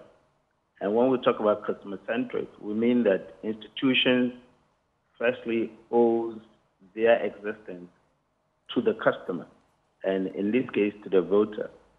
In this era, institutions actually own up their failure and they apologize to customers. And then they tell customers what else they can do to rectify the situation and to make their lives better. Because your profitability is a function of the customer's continuous engagement with you. And so the wisdom in what Ken is actually saying is that if you had promised people, just like companies would promise in their value proposition to say, if you buy my product, this and that is what you're going to get. The same way, if political parties promise voters and say, we're going to do X, Y, and they don't happen to do it, those days you find political parties attributing, the reasons why they didn't actually, achieve. And they would try to convince you in a modern political party system or a modern campaign system. You do not do that. You first of all own up your failures. You apologize, and then you can tell the voters your new approach, hoping that they would actually forgive you. So I understand purely what Kennedy Agyapong is saying, and that's the new spirit of politics, of political engagement globally. So what weight does this hold for the party? I mean, we have just 4 or 5 months to elections 2024. Is this what the voting population actually need from the party then? Well, of course, the voter needs so many things. I mean, having to admit your failures and apologizing doesn't mean that that's the final of it. But of course, it gives an impression to the voter that you appreciate their existence and you understand the new times. And so certainly you do not want to be pandering people by just giving out, fake, apologies. People have to really be convinced that you are very passionate about what you're saying. People have to be really convinced that you are showing remorse. And then, of course, you come to that agreement that you somehow understand the new times. And, of course, if their, feelings will be to vote for you, they do. And if they still think that you have to go, then, of course, the decision is the voter. So we're not saying that that's the all-in-all. We're saying that the new political posture is that you own up your failures, you apologize, and then you draw up the new way of, things that could happen. Okay, please hold for us. We have other guests on the line with us then. Let me bring in Dr. Kwame Asante. Doc, good morning. Good morning, Ben, and good morning, Sweetie. Good morning to my colleague panelists. It's a brand new day. We give thanks to God. Yes. Indeed, we thank him. Your initial thoughts on this reaction by Kennedy Agyapong to his own party, and situate it in the context as well of the role of an apology vis-a-vis what Kennedy Agyapong says. He says, be humble and admit culpability, and that could help you win over some of the electorate. But you want to put that side by side with the posturing of his own party members in the past. And I could list a plethora of them where people have been asked to apologize, and they said, no, I've done nothing wrong. I could mention my own friend, Dr. Brian Achampong, when he passed some comments about not handing over or the party winning. I can talk about the running mate of the MPP and basically being pulled into an apology that I feel was apologetic in terms of serving as an apology. So he says they should apologize, but there is the past and the posturing. What role would an apology play in this moving forward? I think it's a good question. If you look at what Kennedy said, we must credit him for that he's done well by at least, setting the ball rolling within his own party by asking them to apologize. But if you want to render apology, we want to know a few things. Which of the problems that we are facing that you want to admit that you have caused? I mean, are they saying that they have mismanaged the economy? Or are they still talking about the fact that it is Russian-Ukraine war? If they want to apologize, we want to know they should come clean and then be able to give us all the details that we are apologizing for our part in so and so, then we know. And the fact that you have apologized does not also mean that people will accept. But it's a good thing in governance that you admit your fault, all right? Whether people take it or not is another issue. but at least you have come to what Aristotle calls what the self-introspection. You have examined your life. It said the unexamined life is not worth living. You have examined your life, and then you are coming out. Even though this one is at the instance of Kennedy Agyapong and all that, but it's still within the party. So we'll okay, so Doc, just some clarity, and I know you're aware of this. He did speak about the economy, but I know you are referencing that and asking, are they apologizing for taking us where we are in terms of the economy, or they are saying, yes, we are admitting, but we are still blaming Russia, Ukraine, and COVID-19? That is exactly that's so. My saying. point. That is what I'm saying. That are you saying that you have mismanaged the economy, for which reason you want to apologize to the people of this country for the economic suffering they are going through? Or are you still blaming it on Russia and Ukraine? Then, when we are clear about this, we either accept your apology or not. But let's look at something. You see, in governance, there is always reward and punishment. So I have always said that, look, they should admit what contribution they have made relative to the economic suffering that we have here. And then they can proceed that. They ignore this. Yes. Now, it is around their neck now. What are they going to do? You need to render apology or not? Because Kennedy Agyapong, has said so many things that I don't know how they are going to change it. He said, look, they lost the election as at 2022, when the middle class were giving haircut and all that and all that. He talked about the fact that they are looting the state as if there is no tomorrow, right? He talked about the fact that the government flagship program of 1D, 1F cannot be found. He has gone around all the 275. I can time will not permit me to recount them. So there's a host of questions that from Kennedy, they need to be able to deal with that in order to get a clean slate for campaign. If you look at that, then it's a tall order for them, but I'm not their spokesman, so they will have a way of dealing with that. In addition to that, you realize the 170 questions posed to MSATA and the NDC. These questions are still relevant today, and they are going to surface because the issues are still relevant, and they are going to be part and parcel of the conversation. If you put all together, you ask yourself, what are this apology do them good if Ghanaians accept and then change Ghanaians' attitude towards voting? That is, for me, I am not sure that's the case, but Ghanaians will decide, because one of the important things Ghanaians consider in voting for a party in an election in Ghana is the economy.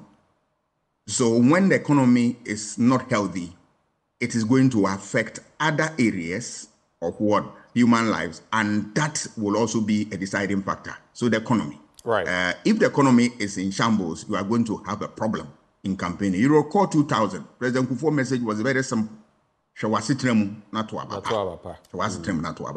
And that sold because economy, once it is not healthy, is going to affect other areas. Remember, issue of infrastructure development is critical in this country, and Ghanaian voters, they look at that. If the economy is not sound, you will not have resources to undertake that.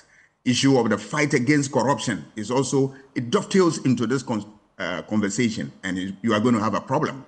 That aside, you are also talk about unemployment. Unemployment. If the economy it is when the economy is healthy that you can create jobs and help people to make meaningful lives. So all these things are there, and they are going to affect them big time. But how they are going to navigate their way is a problem. The bit about their posturing is also a difficulty. I am sure that they will not come out and apologize. I can tell you, they will not do that, because if they apologize... Why are you so confident that will not be done? Yeah, because these other questions which I have said will be posed to them. Which area are you admitting that you have mismanaged the economy? Then you go back to earlier scholars and watchers of the economic space telling you that, look, the direction you are going to create a problem. Hold on, do a few things right and all that, and they ignore that. Those people are going to come up at them. So apology, no. I am not sure you are going to get apology. They will continue to tell you that they are turning the corner, they are doing ABC and all that. But you see, the stark reality is that we are in difficult times. Economy is very hard, and that means of livelihood has become a problem for people. And that is an important barometer for voters when they are voting. So I sympathize with them, with the pain that they find themselves, the condition they find themselves in. But the question is, now who caused them? Interesting dynamics over there. Let me bring in Musa Danquah, Executive Director, Global Info Analytics. And Doc, when I come to you later, I will follow through on some of those points you made. There's a natural follow-through question. But let me come to Musa Danquah. You are a pollster. You go and speak to the people. You interact with the electorate a lot. What role have you seen, if ever you've posed the question? And if not, what role do you think an apology could play ahead of our elections in 2024, taking into context the Ghanaian voter? All right. Good morning and good morning to your listeners. Apology serves a very important role. An honest admission that things hadn't gone the way you had planned or thought, and that things may have gone wrong, but you have a different idea to turn around the economy. Now, what we have seen is that, in fact, we did a poll in April, and we asked voters whether they blame the vice president for the current economic woes we find ourselves in. This is exactly what we asked them. To what extent do you agree that Dr. Mahmoud Bawumia is to be partly blamed for the economic crisis? 60% agree that he's partly to be blamed for the crisis. 60%? Only 60%. Only 34% did not agree. And 6% had no opinion. So clearly they've tagged him to the economic mess. And he can you clarify this for me? I'm a bit, did you say 60 or 50? 60. Okay. All right. They blame him partly for the economic mess we find ourselves in. So it would be good for him much earlier on, for him to make some admission, honest admission, and then profess a new solution that he will put on the table, move us beyond where we are now. And that solution will be based on trust. If people will trust him, that yes, we know things have been messed up and you are part of the system, do you trust you to face the problem? And that is where he needs to work on. But I think he hasn't done any of those. And indeed, if you look at what we are saying in the poll, the top two issues for voters are the jobs and the economy, or economy number one and jobs number two. Until and unless he pivots his campaign to these two issues, he will struggle. Unless he pivots in those two angles, he will struggle. Yes, he will struggle. Because people want to know what solution you have on the economic issues we have today. What are you proposing to create jobs? On these two issues, I haven't heard him clearly address it, and he must take it head on. It may be unpalatable with the economy and the jobs, but at least don't ignore them. Don't ignore them. And Sweetie, this is where it gets interesting, because Dr. Asa Asante was talking about the fact that the Vice President must himself answer the questions he was posing to Emisa Arthur as part of any such interaction or swaying the public. And who does it really fall to apologize? For a party, the NPP, who's been in office for 8 years, seeking to retain that power. And they've told us that the new leader, who is also the vice president, current vice president, is merely a driver's mate, and so cannot really take responsibility for the things that, or the economic woes that Kennedy Agyapong is saying they should apologize for. Who really does it fall to apologize? If this is even a strategy for them to win the election, who does it fall to? The president paving way for the vice president and flag bearer, or the flag bearer saying to us that, yes, my boss, the president of the country, led government have drastically failed this country, or our efforts have been woefully inadequate, and so we apologize for that. Who does it fall to? For Ado to apologize, it won't come. It is Bawumia who needs to make progress. It befalls on him to take the bold step to see what he can do to win the confidence of the voters. If Nado will not apologize, I think Bawumia must do so and profess solution that people win confidence that he can do it. If he fails to do that and he ignores the problem, I think he will struggle. Right. Let me pose the same question to Professor Kobi-Mensah. Prof, who does it fall to apologize to us if it's a strategy to consider? Is it the current president apologizing for the economic woes we're experiencing to pave the way for a clean campaign for his vice president and flag bearer, or the flag bearer rather taking up the mantle and saying that we apologize for the economic woes that we are facing, although I've said that I'm just a driver's mate? Who does it really fall to? The structure. I mean, I will give you a typical example. In my PhD, I have an example in, I think, Austria. There's a party called SPO, and the party, just like MPP, had come to a position where it was absolutely tested by the voters. Now, in the European political parties, there is always a party leader before the a candidate, whether presidential candidate or a prime ministerial candidate.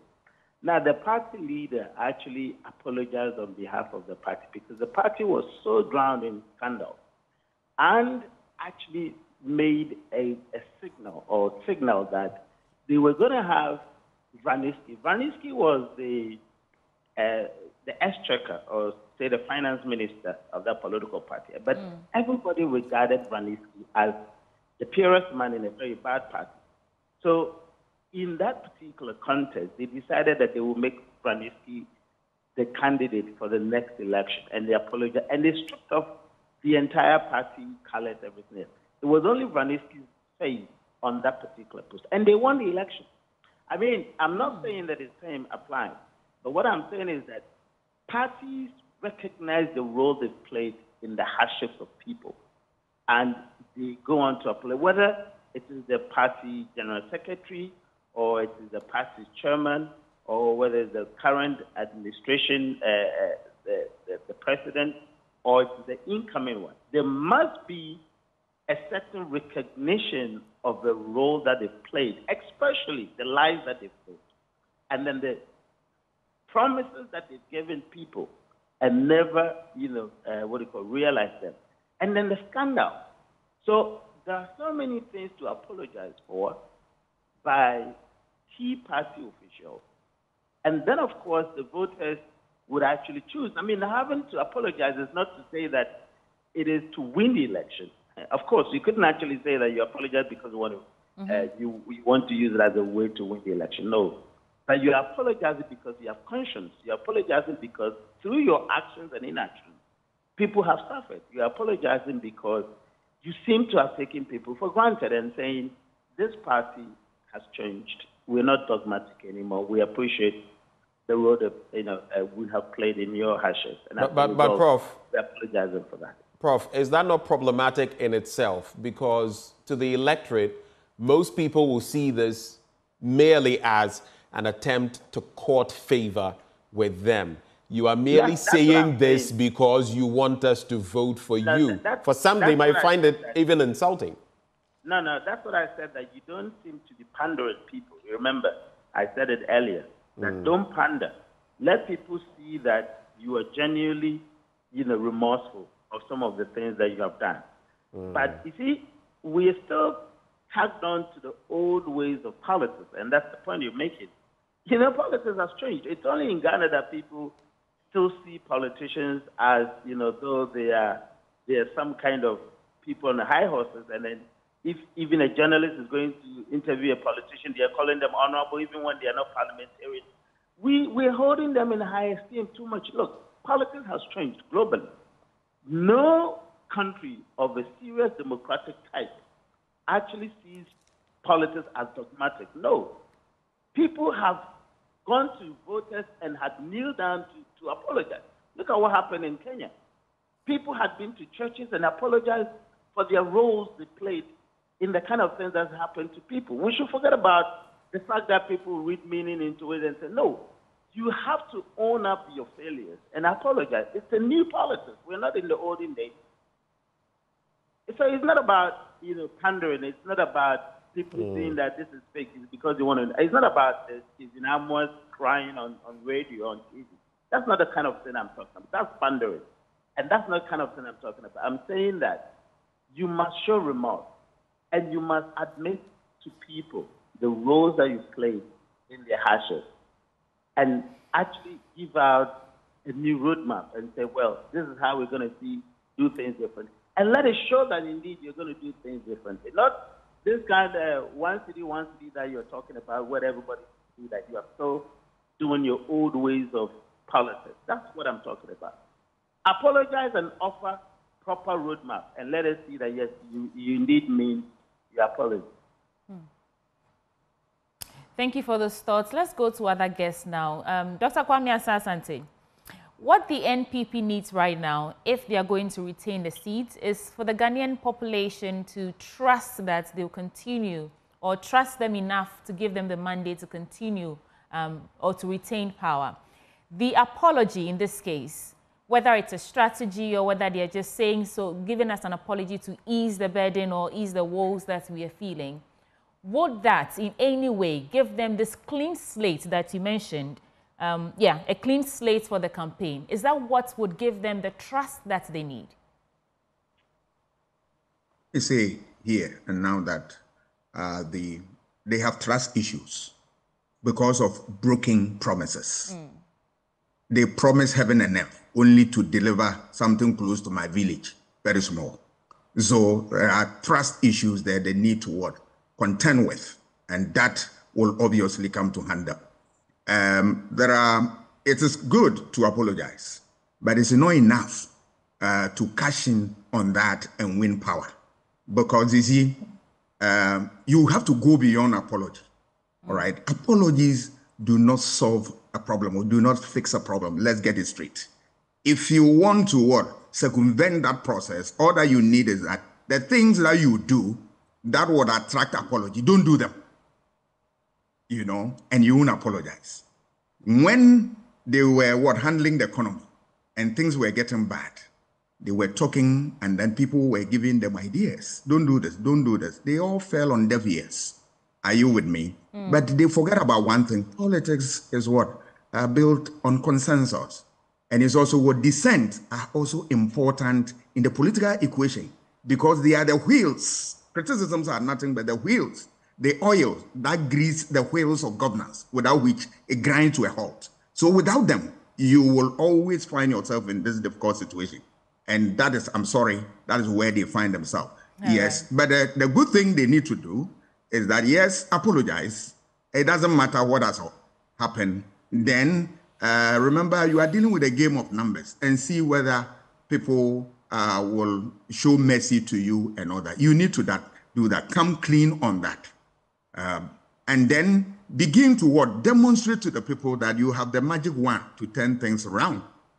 Because it's not enough to apologize. Okay. You need to fix the problem. They have a short period of time that they can do something little for people to appreciate. But as to whether that would change the course of the thinking of the voters, I'm afraid that will come, but it will be too little in the day for it to have a serious effect. Because the things that influence voter choices, number one is the economy, which I have said, is a bread and butter issue. Right. And then beyond that, there are what we call constituency-specific issues. And those are also driven by some of these national factors. Are you with me? You go to certain constituencies, they will tell you, we need potable water. We need employment seriously to address, problems of the youth. We need this. So all these things must be thought through. You think through, you do proper self-introspection, and then you conduct a research, and then you get all the views and put them together, and you move on. All right. I know that they are in a difficult campaign, all right, but they have to at least ferry themselves across and cross the Rubicon. It is part of their duty to undertake that exercise and do it well. And Benjamin, so too little time to fulfill the many promises? Apology, maybe, maybe not, but this is what we have. Well, gentlemen, before we conclude, I just want to run this by you, starting with Dr. Kwame Asah-Asante, then I'll go to Dr. John Osai-Kwapong on it. So on the bit about who should apologize, you remember the driver's mate analogy and the president saying during his last SONA, the buck stops with me. If the buck stops with him, then shouldn't he be the one apologizing? Should it be the vice president? But then, what kind of apology will Ghanaians accept, strictly in terms of the apology? And finally, Musa Dankwa says in that poll, about 60% of those who gave their ideas or shared their thoughts said that the vice president was culpable as far as where we find ourselves in terms of the economy. What role then will an apology play with such a massive, base thinking you are culpable and you are, the flag bearer of the party? I don't know whether you get what I'm driving at. Yes, I get the question. Right. Apology is necessary. All right. At least you apologize and you demonstrate that you are remorseful. All right. You are showing remorse. That everybody will agree with you. But as to whether they would give you a second chance is another thing. Because, all right, if you look at all that has happened, it is going to inform the people big time as to which direction they should vote. So yes, you can apologize, but remember, apology doesn't fix the problem. So the problems are there. Ghanaians are in difficult economic situation, and you have not done anything. You are waiting for your turn, quote unquote, that you are just a driver's mate and all that. So why would they want to accept apology from a driver's mate? I mean, you are still a driver's mate. They want a breather from now to December, and before they will get that, unless they give you the mandate, because at the moment you can't do anything. You are a driver's mate. But the pain is still on. So how are you going to address that? But if you look at the apology too, will people accept this? Given the fact that you were the head of the economic management team, and the president touted you around that you are the Adam Smith who are coming in to support him to deal with the economic challenges of the country. Remember that we select vice president to come and complement the ticket of the president. So it was not wrong that the president chose you and he made it public to everybody that you are coming to support him in terms of economic ideas. So where we find ourselves, the first thing he should have done was not to have brought in that argument of, driver's mate and all that. You were co-pilot. So if you sink, the government sinks, you sink in the same boat with the government. So you should come clean from day one, but he ignored that. Now you have a difficulty because, look, take it or leave it. That is how the president saw you, brought you to compliment his effort and all that. So today, you can't say that you are not part of this and you apologize. It is Dr. Bawumia who has to come out and apologize. If he does that, it's going to help him because he has what? He raised the hopes of Ghanaians to high heavens. And today we find ourselves here. The president can also apologize because he made us to believe in Bawumia that he is the Adam Smith coming in with all the economic ideas to come and turn things around. And today we find ourselves here. So that is the problem, the challenge that they need to resolve. They have to come out and apologize. But if you apologize, tell us which aspect of the problem you are the cause. We want to know. And once we know that, we'll begin to do some analysis on that and move on, either to accept your apology or not. But beyond that, apologies do not solve any problem. Fix the problem now. No, right. Because whether you are a driver's mate or the driver himself, please, if you are the mate and you have no power, talk to the driver and say, look, the only way out from where I sit is for you to render apology. So that they render apology and then they tell us where they went wrong and then move on. Because if you listen to Kennedy Agyapong, they said it is when they're able to do that, that Ghanaians will consider them and then for a second chance. Let us remember that politics is not a contest where we engage in trial and error. It's a serious business, and that's why Aristotle said that politics must be handled by those who are intellectually fit. If you don't have what it takes, don't come near politics. This is not a place for what? Experiment. And it will probably take us back to the thoughts about a philosopher king. But just hold for me. Like I said, I was posing that question both to you and to Dr. John Osai-Kwapong. Dr. Osai-Kwapong, what would be your reactions to saying? Who should the apology come from? The president is on his way out. He served his 2 terms. He's not on the ballot. So for me, if the suggestion from the Honorable Kennedy Agyapong is one that would be considered, then that apology should come from the one on the ballot seeking to win the hearts and minds of the voters. And that would be Dr. Bawumia, especially because, as Mr. Musa Dankwa said, if you look at the Global Info Analytics poll, a large percentage do apportion blame for the economic challenges that we have faced on the vice president. And so if I were to pick among the two, yes, I know that the president has said the buck stops with me, etc., etc. But if I were to pick from among the two, for me, it would have to come from the person on the ballot, seeking to win the hearts and minds of the voters. With one caution, you also want to frame the apology in such a way that it doesn't come off as you are throwing the president and your own government under the bus. Because already, whenever Dr. Bawumia has said... But did he not already throw his president under the bus when he said he was a driver's mate? Exactly. Had he not already done that? And sometimes when he's even said, oh, if I become president, I'll do X, Y, you do see some of that public reaction that says, oh, I'm part of the government that caused this, but, oh, well, elect me and I would, change the trajectory. So he finds himself in that difficult situation. But for me, ultimately, he's the one who is trying to win the presidency. And so if an apology has to come from someone, I would pick him as the one that would have to find a way to render that apology. But again, I just don't see it happening. Okay. Musa Dankwa, you conduct the polls. From where you sit, right before Sweetie Abochi comes in, from where you sit, would you say that per what you've seen come in, the impact of an apology from Vice President Bawumia would be better felt compared to the impact of an apology from Nana Addo Dankwa Akufo-Addo? That will be my final bit to you. Yes, I agree, because Nana is on the ballot. Nana is not on the ballot. It is Dr. Bawumia on the ballot. So if he apologizes and that attracts 10, 20, 40 voters, that is a plus to him. And if he decides not to, then I think he will probably live with the consequences.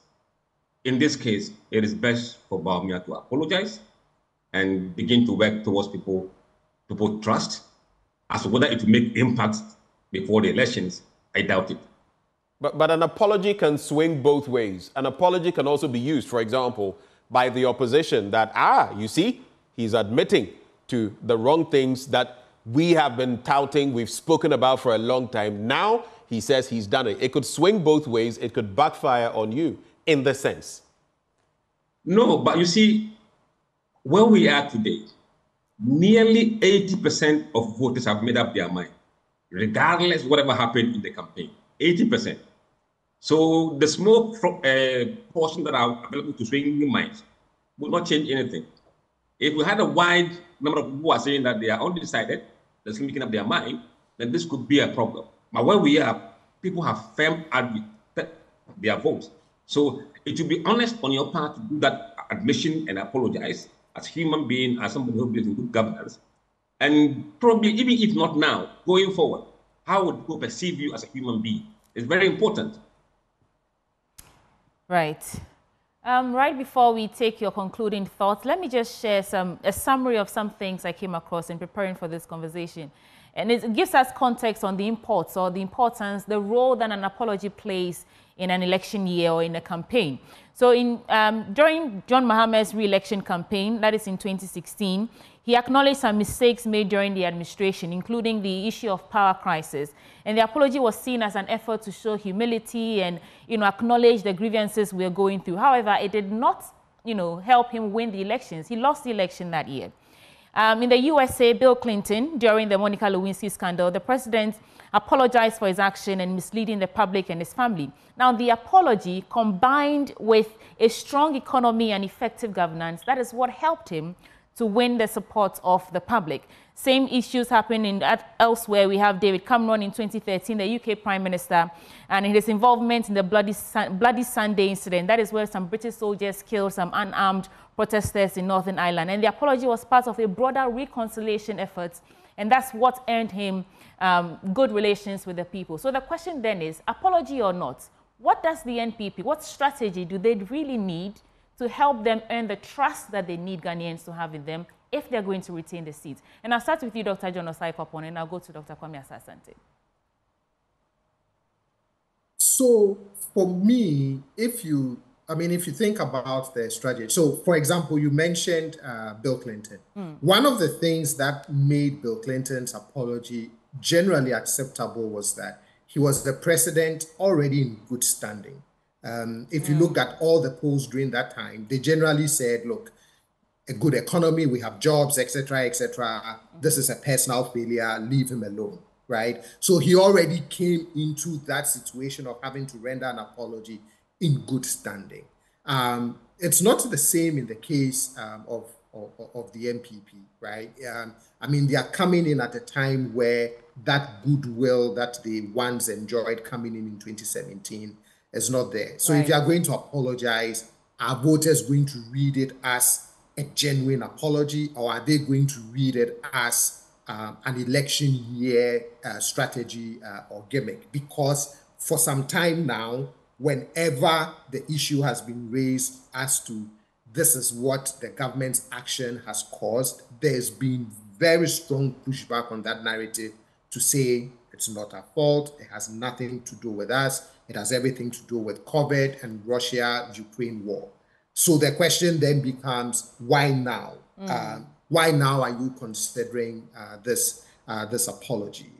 I actually don't see it happening, right? But I could be wrong. And it would be very interesting to see if it happens, how it would be framed, so that the strategy would have to be, if you're going to apologize, how do you do it in such a way that it doesn't undermine your own narrative over the last couple of years when individuals have been saying that some of your government action, some of your policy choices is what caused us where we are today.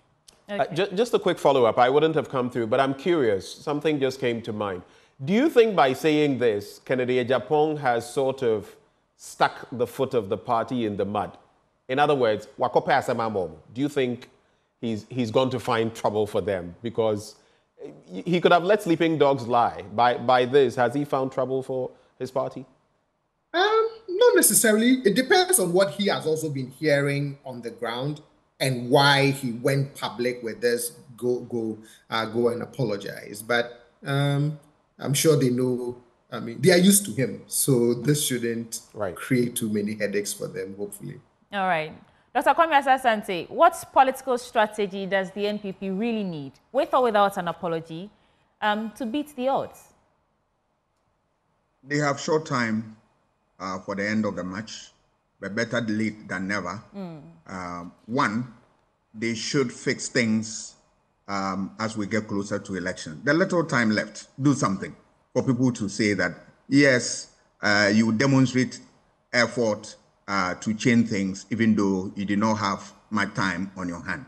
But there's something that they also have to learn, that when you are governing, you are ruling on behalf of people. So when people talk, you listen and listen with rapt attention, and you incorporate that into your scheme of things to make life better. Remember, power springs from the sovereign will of the people. We have the power. It's not you or any government for that matter. We. So now, you see the reality. You see who has the power. Now you are coming to us. Is it for an apology or what? Or just an explanation, or you want to fix things? Do the needful when you have opportunity, so that you don't find yourself in a difficult situation. All that I'm saying is that treat people with respect and dignity so that you don't apologize to them unnecessarily. Right. All right. Otherwise, your apology will come and it will become an unnecessary apology.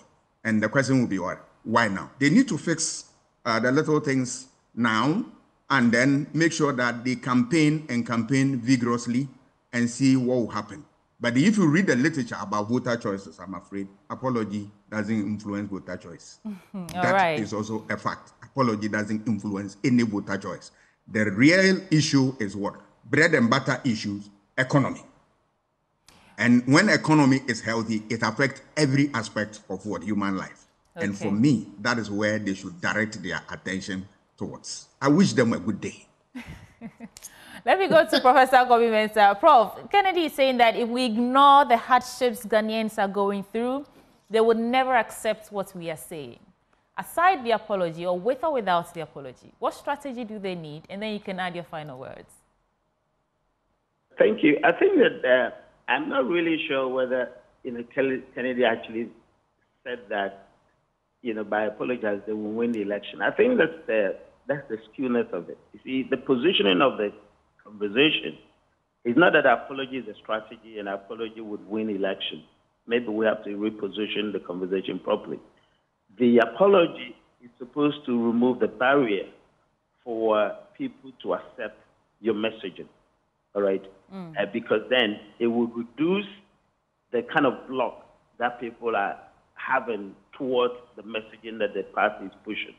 He believes that, one, you have promised so much, which, my good friend, Asa Asante mentioned. You promised so much, you deliver little. You are actually behaving as though you do not actually, understand why people are angry. And you're going about still promising. Of course, there is a block, And so when you apologize, you sort of atone, for your mess, or you atone for the problems. But it doesn't actually solve the problem. So that's where it comes to changing behavior. Because even in our relationship, if we apologize, we do not continue to have the same behavior.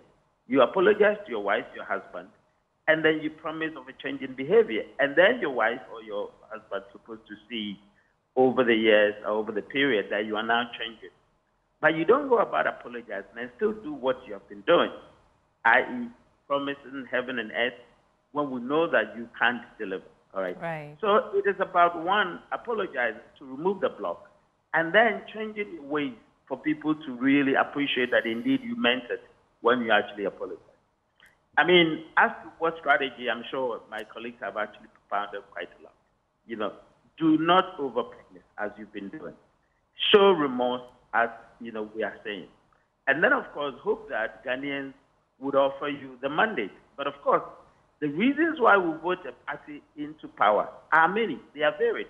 So many reasons. One, the key one is about delivery, that you delivered when we gave you the mandate. You haven't delivered when we gave you the mandate. So now you have to give us a very rational roadmap that everybody would really, reflect on and say, well, this makes sense. But currently, they are not making sense. And they have this, apology thing hanging on their neck. And then again, I think that there was the issue about who should actually apologize.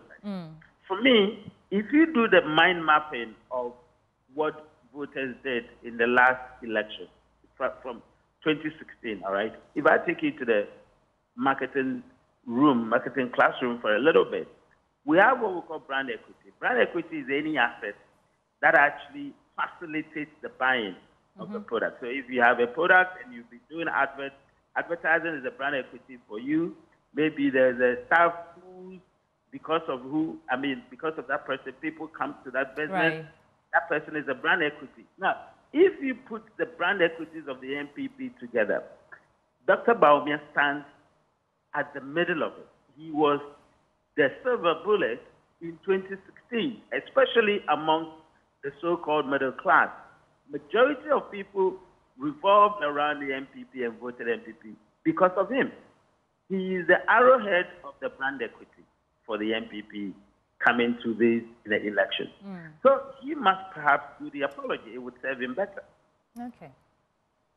Thank you so much, Professor Kobi Mensah. And Dr. Musa Dankwa, you have the final word. I think the apology, if it comes, it is good, but it won't change the course of the race. It is the economy, and economy. Thank you so much. That is Dr. Mustafa Dankwa with the Global Info Analytics. He's a pollster and the executive director. We also spoke to Dr. Kwame Osai Kwapong. He is a CDD fellow, as well as Dr. Kwame Asasante, political scientist and the head of European Studies at the University of Ghana, and Professor Kobi Mensah, also a political scientist.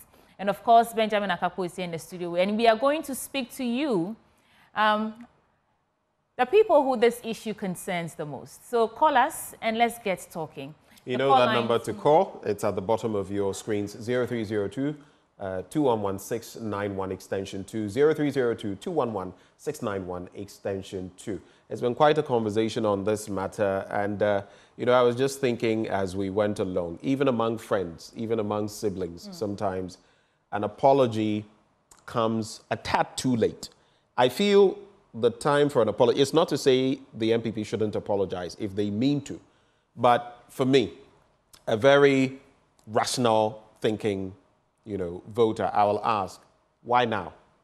And some of the times when you've had ample opportunity, and that's why I have liked the Anyaso Utum MP, because some of them have been, while supporting government's policies, they've been somewhat apologetic, admitting, but you've adopted a hard stance. No. At this point, if you tell me anything, Charlie, apology, Yamutu. We have our first caller on the line. Hello, good morning. Moses. Hello. Good morning. Good morning. Moses, where are you calling from? Yes, good morning. My name is Moses Borga. Where are you calling from? Borga, please. Bolga. Okay, all right. Please go ahead with your thoughts, Moses. Yes, Joseph, it is weird to hear or to start talking about apology now. I think that I pity my brother, Bawumia, that an intellectual like him has allowed himself to be used this way. Look, it is true that all of us have made up our mind, particularly floating voters. We have voted for him because we thought he was somebody who could make life a little bit easier for us. But it has turned out that he has nothing for us. And it is not about noise. It is not about apology. It is about bread and butter. Here we are. I used to buy Kenke 1 cedi in Boga, and I will be okay. Today, I am buying Kenke 5 cedi, and I will not be okay. So I'm going to base on that to make a decision. It is not about apology. So I think that Bawumia should understand and save his energy. He should save his energy and the embarrassment. We are mad at him, especially with the floating voters. So I think that Ghana is my call, my humble call. Ghana, it is time for us to move away from these MPP colors, these NDC colors. They have made us to suffer for so long. And I don't think that they have anything to offer us. We need to be genuine and begin to look for people who we think we can hold them accountable. People who will be humble to say that things are getting out of hand. Come on board. Okay. Let's see what we can do to help our own selves. All right. And move away from this MPP NDC. It has not helped Ghana, will not help Ghana, and I don't think it is a way to go. Thank you so much. Thank you. Thank you for sharing your thoughts all the way from Bolga. The number to call 0302-211-691. It appears the Northern Caucus is They're on the active beat. this morning. We have Alhaji from Tamale. Alhaji, morning. Good morning, madam. How are you? I'm fantastic. Share your thoughts with us. Yes. I heard one of the presenters discussing as whether Ken has at the right time. Whether, say again? Ken has done the right thing. Okay, great. By asking the party to apologize. Whether Ken has done the right thing by asking the party to apologize. Yes, go ahead. Yes, he has done the right thing, but what he should have even done is to ask Bawumia to step down and then a different person to stand for the party, like it happened in the US. Because during the primary, they all knew this thing would happen, and they bulldozed their way to make Bawumia a president. After making him the presidential candidate, now they are asking him to apologize. Apologize for what? In the first battle, you lost it. You lost it by allowing an incompetent person to win. And after he has won, there's no need to ask him to apologize because apology has format. And he has filled all the formats. The best thing to push for the party now is to ask Bawumia to step down because the issues are too much. Bawumia to step down and allow a competent person to help the party. Asking him to apologize for what? If it is apology, it's not even Bawumia who to apologize. It should be the president. Because you are apologizing for the suffering we have gone through and we are still going through. And the apology will not make any difference because you are apologizing for the suffering, not what you are looking for again. Assuming you are in a first group, the light is off, you are sweating. Somebody ran in to tell you that, oh, you wait, the light will come. I'm going to on the generator. And you are still sweating. It's useless. The first thing is that you should on the fan. As you are cooling down, you start saying, oh, matter, I'm sorry for this, for that. Alhaji, thank you so much for calling in and sharing your thoughts with us. Interesting times indeed. And of course, this is, if you read or listen to everything that Kennedy is saying, is to prepare the way for a clean election, Benjamin. And that's why he's saying if we don't acknowledge the hardships, they will not, Ghanaians will stop or will not hear what we are telling them. So why now? Because they have to tell us things that we are going to judge, and it would actually affect whether or not they get to retain power. And so that's why Kennedy is asking the NPP to come out. I guess the Ghanaian voter is getting more and more savvy, and the issues are what we have to focus on. An apology is not bad. Whom will it convince? Only God knows. But you can still call that number. When you do call, though, make your thoughts brief, straight to the point. Call that number, 0302-211-691 extension 2. It's at the bottom of your screens.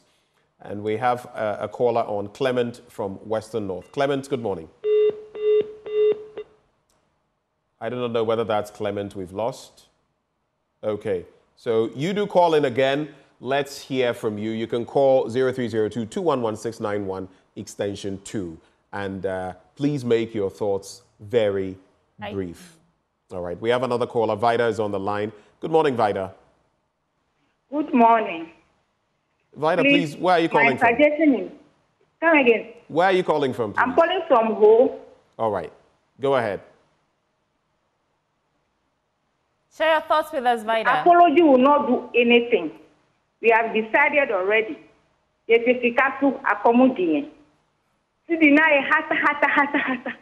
are we seeing today? What are we seeing today? Please, they should stop that. Looting and sharing everywhere. How much is kinky? How much is rice today? Even the free education, you pay more than before. What are they trying to tell us? They should apologize to who? They should apologize to themselves, not us.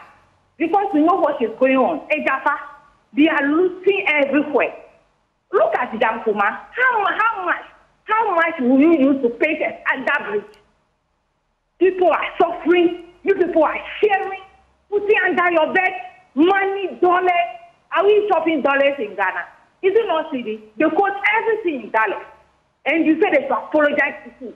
What is Kennedy Ejapong telling us? What is he telling us? It's not the one who said they are losing like there's no tomorrow. And now he's telling them to apologize to who?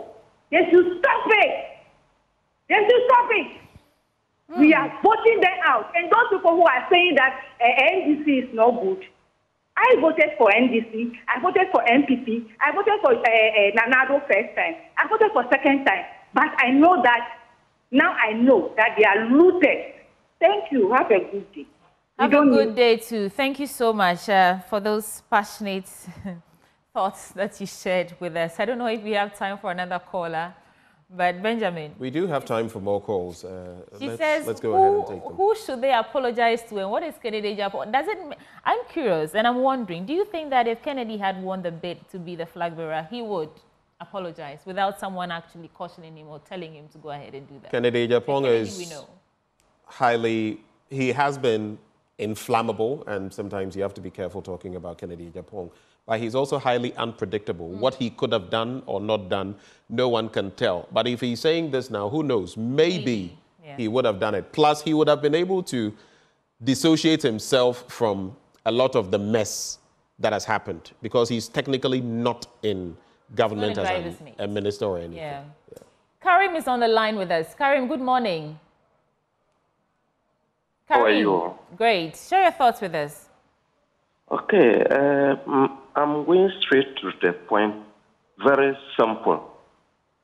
You know, we all believe in our religions that we want to seek for heaven than on earth. So I am advising my brother that he should apologize for heaven's sake, not for the political gains, because everybody is crying that he should apologize. And that is what God is going to use to judge him if indeed the religious or the religion matter to him. He should apologize. Thank you. Thank you. Well, Karim says, for heaven's sake, not for political gains, but for heaven's sake. So if you want to go to heaven, if you want to go to heaven, start apologizing for all your wrongs. Well, we'll see. We still have our numbers active. We'd like to hear from a lot more of you. Karim did very well. He went straight to the point. You can also call, very brief. Let us hear your thoughts. We have Akwesi from Odan joining the conversation. Good morning, Akwesi. Akwesi Memawachion. All right. What are your thoughts? Please, I think I have a problem with the apology. It appears Ghanaians, we are not angry enough. The mess is becoming one too many. And I have a problem with the way Dr. Bawumia sometimes communicates. You go to market women, teacher training allowance, nursing training allowance. You go to magazine mechanics, teacher training allowance, nursing training allowance. Those of us who are on the ground, we know what is happening. If they communicate as if everything is rosy, everybody is happy, then we have a problem. So the apology is not necessary. We don't need it. We are crying every day. Prices of goods and services are increasing every day. Yet when they communicate, it appears as if everything is okay with everybody except them. Except them. So I'm afraid the apologies wouldn't work. I voted for NPP 2016-2020. I was a member of the NPP, but what I have seen, what I have felt, I will never vote for them again. And none of my family members will ever vote for them again. The apologies is zero. We don't need it. Let them go away, as simple as short. Thank you very much. Thank you for your thoughts. Our lines are active. We're still taking your calls. We want to know, and Sweetie, I guess we are conducting our own poll here in the studio. And for the members of the ruling administration, they can feel the temperature from right here, how people will react to any such apology, even if it comes. But I would say sometimes you don't apologize, and that's why you don't apologize sometimes. When you do something wrong, you know that maybe you will not get access to the person anymore. You are not apologizing because of what you will get. You are apologizing because it's the right thing to do. I still think they can apologize without necessarily expecting that because we've apologized, people will vote for us. We have another Karim, this time from Obuasi. Karim from Obuasi, thanks for calling in. Have your say. I'm fine, thank you. How are you? I'm great. I just like to recall for policy statement, not policy statement. Say again? Policy statement, KJB policy statement. Right. Go ahead. Have your say. Yeah, I know. As a Muslim, I know apologies can make maybe 1%. Yeah. As far as I'm concerned, at least. But it's too late. My brother, I know about him very well. But I live at Kandahar Club 10. I know the wife. Karim, we are struggling to hear you. You say an apology can only is like 1%. 1%. Apology can make 1%. That's what I think. As a Muslim, can make, but it's too late. It's too late. Okay. It's too late. Yeah, it's too late. Whether people can make it, it's too late. It's too late. You know, and these are people that are too much arrogant. You see? Calm down, as a Muslim, calm down, relax, respect. I can see MP party dance. So many arrogant, no respect. They think like we are the liberated, so I don't know. So I think it's too late for this apology. But I know that apology will come to 1%. Thank you very much. Thank you, Karim, for sharing your thoughts. We're still awaiting your calls and your thoughts. 0302-211-691 extension 2. The number is at the bottom of your screen. Let us know what you are thinking. And it's all on the back of what Kennedy Agyapong said, that, you know what, admit that you are wrong, concede responsibility, and apologize to the people. He was telling his own party members. But what role do you think an apology will play? For you, you will be going to the polls. What role will it play for you? We have another caller. Yes, we have Richard on the line. Richard, thanks for calling. Have your say. Okay. Good morning to you. Good morning. Nice having me. My problem has always been that we are not addressing issues the way we are supposed to. Our current mess we find ourselves in concerning the economy. Have we really been sure that the next government can actually help us move out of this mess? Because sometimes we see the extent to which this economy, and these two political parties have been playing that. They have been playing with that. What are the measures, either Dr. Mahmoud Bawumia or former President John Dramani Mahama, what are the steps that they are going to put in place to elevate us from this mess? No one is talking about it. So as someone called earlier on, when Dr. Bawumia goes to the market, whether he goes to the market, the same point. And that has been winning them the elections over the years. That is why they are still hammering on those things. They don't give us the plan to help us. Currently, the youth in this country, we are suffering. We are suffering. Day in, day out, people are turning out of the university with no hope of finding jobs. And you go through this 4-year educational, I don't know how to call it, but at the end of the day, you come back and I see someone who actually enrolled himself in a trade will be far ahead of you. So I think as youth of this country, we have to sit down, come up with a proper plan to approach our politicians, or else we'll go through this cycle each and every day, and then at the end of the day, right, cost 90. Thank you very much. Thank you for your thoughts. Our lines are still active. You can call and share your thoughts. But I just wanted a quick reaction to that. You say we don't. We actually do.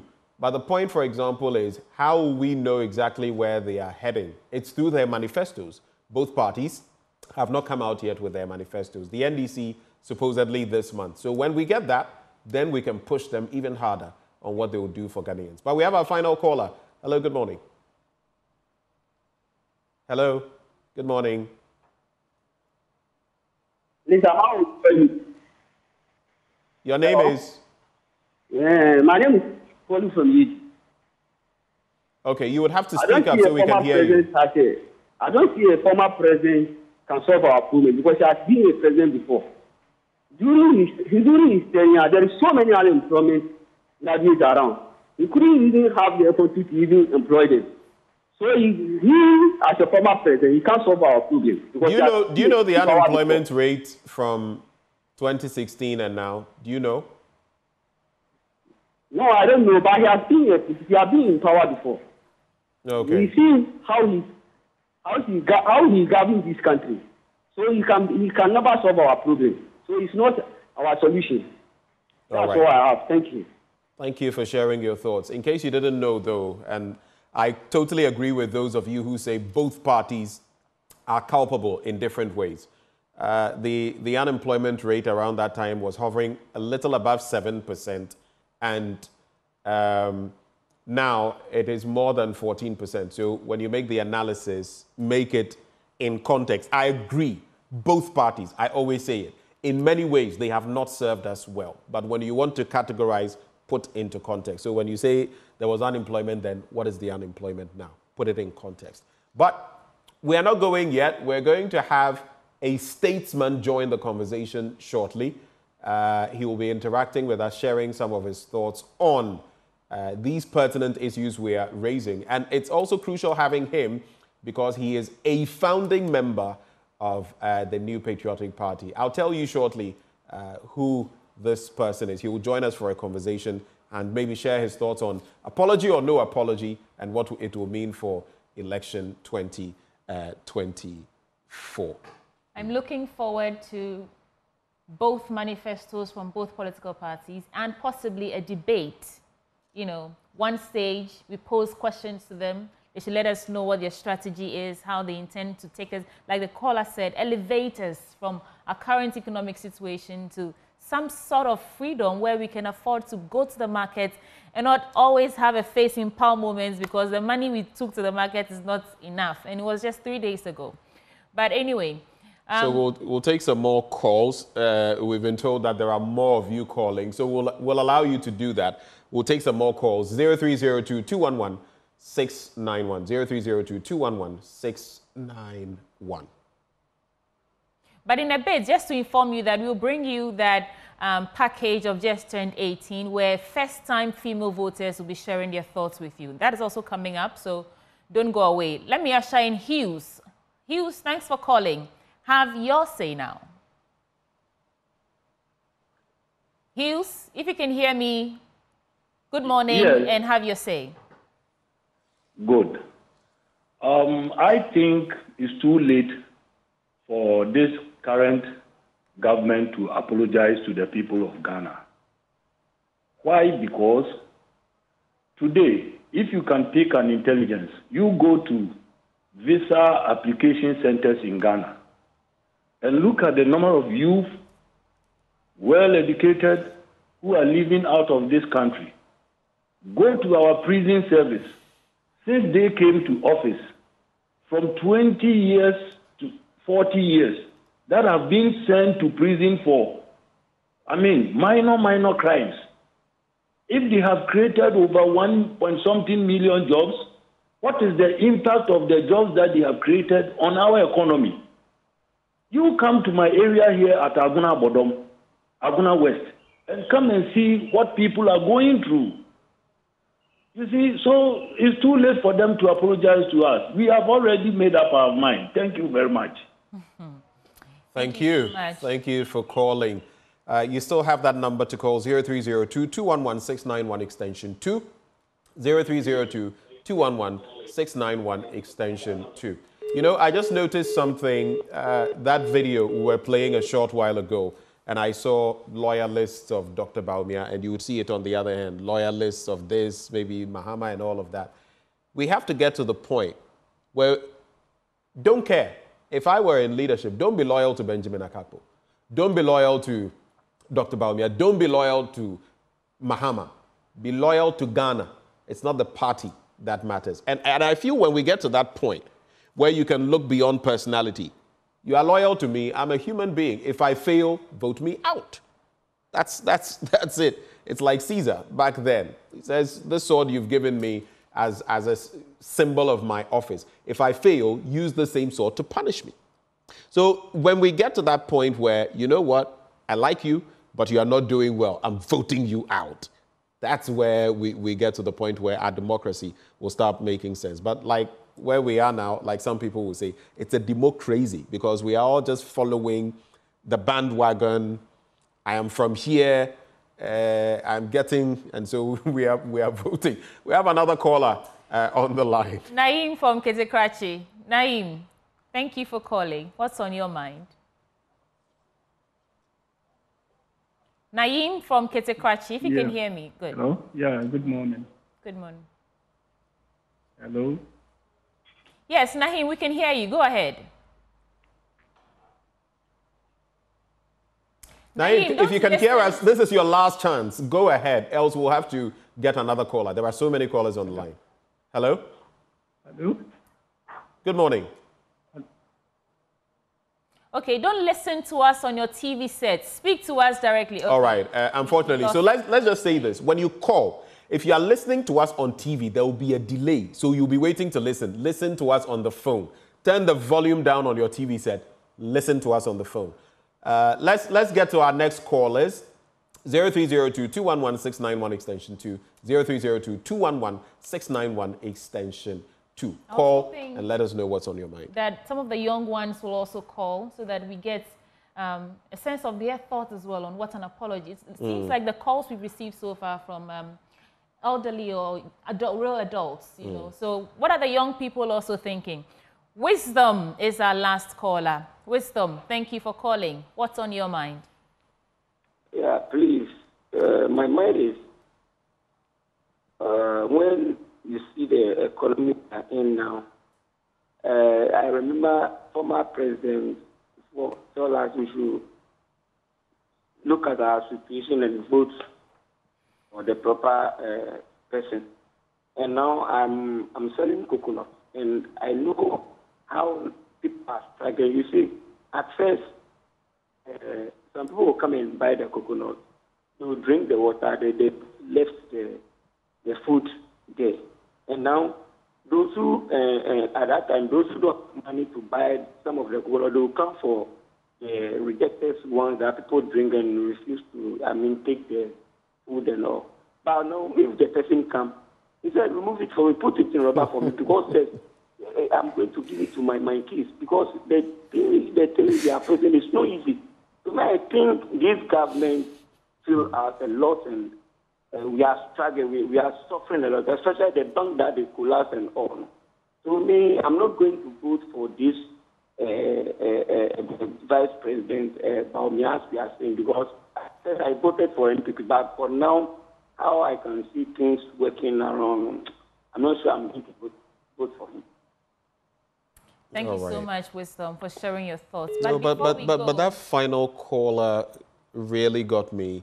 You know, some people are able to give off some bits because they are full. He says, people will buy the coconut and not take the flesh of the coconut and let it go. But now they'll take it. So he doesn't even get some. There are some people who come and they can't afford it, and he gives the flesh to them. Now he can't even save that because Obiaba or J. Wow. So accommodating. But let's do some dedications before we go. This is coming from Kyla and Esther. Happy birthday, my beloved Prince Owusu Banahene. Banahene Sarkodie of the Ghana Health Service Health Promotion Division. On this special day, I want to celebrate not just the incredible man you are, but also the wonderful moments we've shared together. Your strength, kindness, and unwavering support light up my life in ways I can't fully express. We love you unconditionally. From Kayla and me and Esther. Not me in person, the person sending the message. There's also one going out to Mr. Kafui Day. and presenter at the Ghana Broadcasting Corporation, Kafide. May this lovely day bring happiness and new opportunities in your life. Wishing you the happiest birthday ever. And this is from Winfred Ya Osei and the entire Day family. Happy birthday. We love you. And happy birthday, Mr. Kafide. Right. Now, coming up on the AM show, it's just turned 18, and we're going to hear the voices of an all-female first-time voters on the just passed affirmative action bill as Lois Shola Adeyemi explores how this landmark legislation will inspire the next generation of female voters. Here is Just Turned 18. Hello guys, and welcome to Just Turned 18. My name is Lois Shola Adeyemi. Now today we are doing a whole female affair. I say it's all female affair because all those I'm going to be speaking to today are ladies. We're going to be speaking about governance and women participation in politics. Now I want to find out from these first-time voters, all these ladies, how they feel being first-time voters and also what they hope the future of women representation will be when it comes to governance in Ghana. Now without wasting my time, we're going to get to the conversation, but before we do that, let me say a very big thank you to Abantu for Development because this conversation we are having is in collaboration with them. Let me also say a very big thank you to my sponsors, Star Ghana Foundation, Youth Bridge Foundation, Petrosol, the Chartered Institute of Management Accountants, together with the Association of International Certified Professional Accountants. Let me also say a very big thank you to the German Ozo Medical Center and to Chobox Technologies for holding us down. As I said, my first-time voters are ready. They are ready to talk to me, so without wasting my time, let's get speaking to them. Hello, ladies. Hey, this energy is not good for me. Hello, ladies. Hi. Do you want to do some exercise, or we should do some 1-2 moves? Do this with me. Hey. Are we okay? Yeah. All right. So we're getting into our conversation. So you heard from my intro that I want to find out from you guys if you think that women are equally presented or represented when it comes to governance in Ghana. But let me come to you first. I want to find out what will make you say you want to be politically active, or what will influence you to be politically active this year, especially we are going to be voting. Let me come to you, Hannah. Okay, I think when we change or when I vote, it will give other people power or new people power to come into the country and help us develop in other sectors. And all right, let me come to you as well. What will make you want to be politically active? Because I want to show my power, because my vote is my power. I want to bring other people to power so that they can show what they can do for the people of Ghana. Okay. Now she says she wants to see change, right? Or is that the same thing for you? No. Okay. I want to also talk about to see the power of women in governing and in politics. Okay. So you want to see what women can do. All right. Now let me come to you, Priscilla. You are going to be voting this year. It's 2024. It's an election year. What will make you want to go and join the queue to vote? I want more improvement from the government. So I want to see more improvement for the women and for the whole country. Okay, so that's what will make you all right. Now let me come to you, Stella. What will make you politically active this year?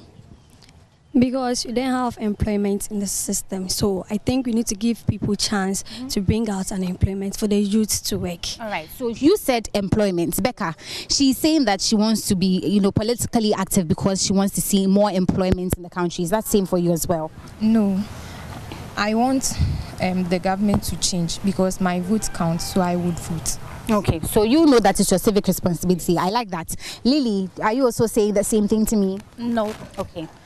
Because since I've been hearing for just one party, which is NDC, MPP, NDC, MPP, NDC, MPP 10. So I would like to give another people opportunity. Okay. To see if they can also do what we wanted. All right. So Sarah, she says that I think since she was born, all she's heard is two-party system. There are only two parties who have been taking over for a while now. Is that also a reason why you want to vote or be, politically active? No, because for me, I will vote because if I think I believe in particular party that this particular group can help the country or develop the country, I will vote for them. All right. So all of you have shared with me some of the things that will make you become politically active, right? And we all know that it's an election year, as I stated earlier.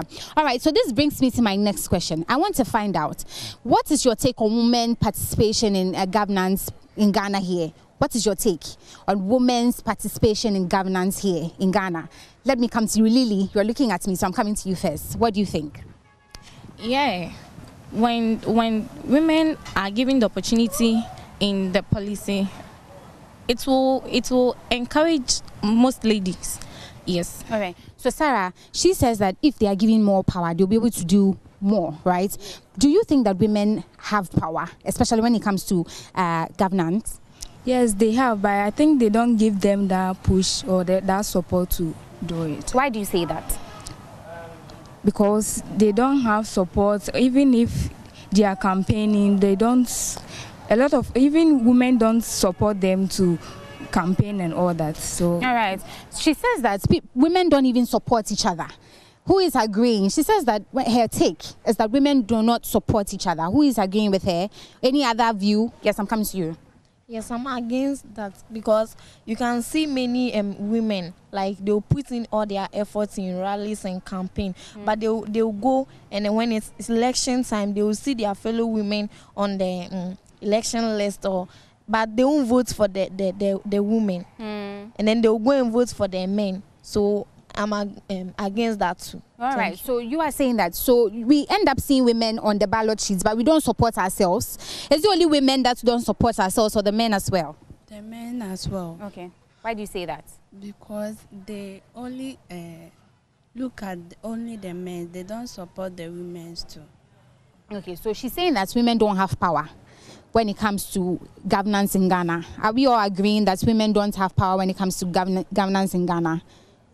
Becca, why? Why are you agreeing? Because first of all, they've spoken about the fact that women don't support each other. Aside that, it's the same support.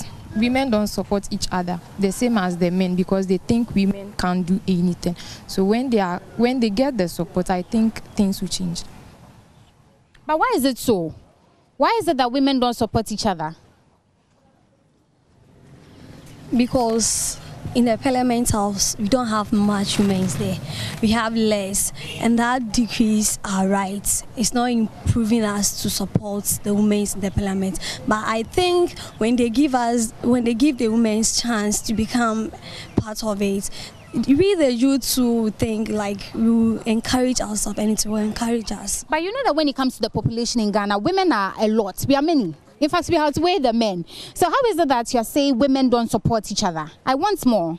Aside the fact that we are few in parliaments, like she said, why is that women don't support each other, especially when we are many? Hannah? I think the women, some look down on themselves and then they don't get the encouragement from the others. They think maybe after everything, the men will still come up and then they will be down. That's why. So because women, according to her, she's saying that women feel like no matter what they do, people will look down on them. That's the reason why they don't go. That's why they don't vie for these positions in the first place. Let me come. Okay. They don't have support. That's why. Some women will put some effort in something she wants to do, but if there is no support, she can't do that. So that's why women don't have anything in governance. Yeah. So she's saying that, okay, let me come to you, Alfreda. Mostly we are discouraged that women are supposed to be in the kitchen. Women are not supposed to go out there and work for themselves or something. From childhood, some people, the ladies are set aside for kitchen. So when the ladies come into power, I think it will help. Okay, so women coming into power will help. Any other challenges? Or when it comes to women in governance, what is your take on it as well? So she has said that when women they don't take them serious. Other people have said that they are not even given the opportunities to shine. Other people said that even though we are many, it's like we are underrated. So we don't even want to get up to do so. But I mean, you still see a lot of people going. it hasn't put them down, because if you look at politics, you see that there are some women that continually go every year. So that means there's improvements for more, right? Or but when they go, they don't win. Okay. They don't win because they don't have someone to vote for them. They only vote for the men. Okay. But not the women. So we can. Okay. So she's saying that the fact that they keep going, it's not like they don't go. They go every year, but they are not winning. That's why they are not even going anymore, right? All right. Now, this brings me to my next question. How do you think the Affirmative Action Bill can help bring more women into governance? How do you think the affirmative or the Affirmative Action Bill can help bring more women into governance? Who is answering me first? Let me come to you, Hannah. Okay, so I think when the affirmation bill is being accepted and then women are being employed in the various places, I think it will encourage we the youth coming to also engage in it, so that we will multiply by joining. And then okay, so you think that when it is implemented, it will inspire a lot of the youth. Priscilla, I see you shaking your head, so I'll come to you. Why do you think that? I see you agreeing with her. Why? Because it will help the youth. If a woman is a president, she would think about the youth and help the youth, and she will provide us our needs. Okay. So you feel like when women come into power, all right, so this conversation is going to be a mix. There will be English, there will be Chi, but I've got you. I will still, let you know what was said. So you think that women are motherly, so when they come into governance, they'll be able to effect change? Yeah. All right, let me come to you. When women are also brought into the governance or the politics, it will also encourage we, the youth, the ladies, that we are coming, it will encourage us and empower us to also work harder so that we can also be in that position. Because there is a saying that when you educate a man, you educate an individual, but when you educate a woman, you educate a whole nation. So when women are given the opportunity in politics and governing, it will also encourage we, the youth, coming to also work harder and learn harder to also be in that position. Thank you. All right, so I am coming to another part. So I hear you say that the more women are, when we get the affirmative action, or if it is implemented, we'll see that women will pick up, right? So do you think that, do you think when women become parliamentarians, so we have a lot of women in parliament, how do you think that will help us? Lily? Okay, it will help us in a way that, assuming a lady is in parliament, right? And now there's taxes on sanitary pads. So somebody is working and taking monthly pay like 300 cedis. She will go and buy sanitary pad in it. Now sanitary pad is 30 cedis, 25 cedis there. Yes.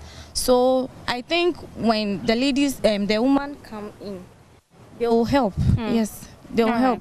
So she says that when women come into power, we will see more, they'll be able to do more, especially when it comes to taxes on, sanitary pads. What else do you think that when women or the affirmative action bill is passed, how do you think it will help more women in governance? She has said it will help reduce sanitary pads. She feels like when they are there, aside that, what can they do? What will they help us do? Let me come to you, Stella. I think women's feel for women, and as we are in Ghana here, I think when women come to parliamentarian, that person will help us. She will think about, like, not all of us can attain education. So let me bring about training so that the youth too or the ladies too can go under training, and it will help Ghana and it will improve. All right, now Becca, in say there are more women in politics.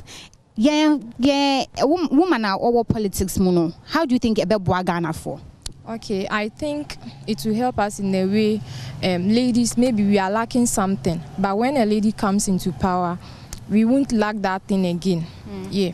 So see, it still boils on Abadaye, but what are some of the things that we are lacking? Because I hear you put saying lacking. What are some of the things that we are lacking? We as females are lacking that the men in power are not giving us. All right, Sarah. Imagine say now after school or after SHS, a Juma in Niho, and so no, maybe when it says or Baba power. some small beer, a Juman kitty beer, a man you bet me and kakaka say soap making and answer bibisano. I think so no what's up, but I know debate media mine than Bema. All right. So Sarah is saying that when women come into power, they will think more about, aside the education and aside the office or the white collar jobs, they'll be able to look beyond that, help bring more training centers for the ladies. If it's soap making, whether it is how to sew, they will bring more of those as opposed to the men in governance or in government right now. Yes, any more? Yes. Please, our decision will be taken into consideration. Let me put this as an example, like when women meet in parliament or something, it also creates space, like when they are talking about this.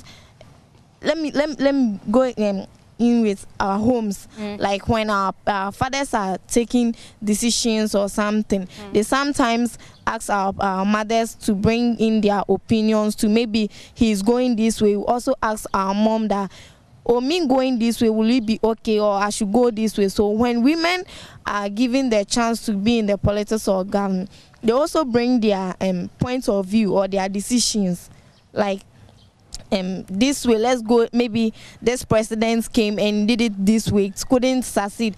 Then when this woman too come, maybe this place didn't work, so she also know how to handle it for this place too. So that's what I also talk about. Okay, so she said that when women just like say you fear so mama no papa susu ade it goes well for us. So she's saying that in parliament, when we have more women, when a woman speaks and the other women back here, we'll be able to get what we want, right? They will be able to enforce whatever they are trying to put across, and then we will get them implemented. That's what she's saying. Any more? Adding to what she just said, it means that she's trying to say, even when we look in our family settings or our family settings, we see that parents always come together. It's always a woman and a man coming together. If it's either to train their children or to even have family discussions, it takes two. So if we extend this into our governance system where we have women and men coming together, both of them get to share their sides, and we can see more developments in good places for us as youth and as ladies as we find ourselves now. So that brings me to my next question, because we've all spoken about how women can help us. Now let's talk about women in our governance right now. Who are role models? Why now, or like the government system or the governance system now that you can say that that you can say is your role model? Why not share on crime pan say, hey, this woman will make me want to, probably vote in the future? Hannah, let me come to you first. I think Ekwe-Adonkor, most of the times she stands, but she doesn't get the votes, but still she tries every time we are voting. So I think she has the vim. Let me say vim. All right, so she said Ekwe-Adonkor. Who else? I'm coming to you. She just said it. She just said, hey, is it only Ekwe-Adonkor? You possibly do that. There are so many people. We have our Chief Justice. This means that because we don't have a lot of women in governance, we can't even pinpoint people that we say are role models. Is that what we are saying? Pesla? Yes. So because we don't have a lot of women in governance, we can't even point at one person that we can say is our role model. Yeah. Becca, is that the same for you? Okay, I would say the vice for JDM, John Dramani Mahama. She's my role model because she stood firm to also be a vice for John Mahama. So it will encourage me to vote. Yeah. Okay. Now, Lily, do you have a role model? Okay, as she said, Ekwe-Adonkor. Oh, okay. Yeah. She has been coming always back since she's not like at own and money nya we say it be our own jai but on to us. So like it's encouraging me and my main give it up easy. Okay, so she says that Ekwe-Adonkor, every election she keeps coming back regardless of the outcome of the elections. She still keeps coming back every year or every election year, and that motivates her to want to continue, and not give up in life, right? Okay, I'm coming to you, Sarah. Do you have a role model, especially when it comes to governance, a lady? Yeah, the same as Ekwe-Adonkor, but I think we need more women to stand so that we also have more. All right. So most of you are saying that we have very limited women in governance. And if we have more ladies or women in governance, we will be able to have more role models, better people to look up to when it comes to governance, right? That brings me to my final question. I want to find out from all of us standing here, if the affirmative action bill is passed, what do you think will change in our governance? If it is passed, what do you think will change in our governance? Hannah? Okay, in our homes, we have our mom and our dads. So, let me say, the women understands we, the ladies, more than the men. So I think when they are giving power, they will consider us and then they will give us more things we need to improve our lives. Okay, yeah. All right. How do you think? Say and never buying. You to know omo ye beti omone like emba no be hu ombeti youth no esufre no mo e de akọ parliament no maka afa hona omo de aboaye. Okay. So she says that when women come into governance, or we have more women in governance, they will be able to hear us. Women hear the youth more, and they will be able to take the youth problems or situations into consideration and help us. That's what Alfreda is saying. Let me come to you.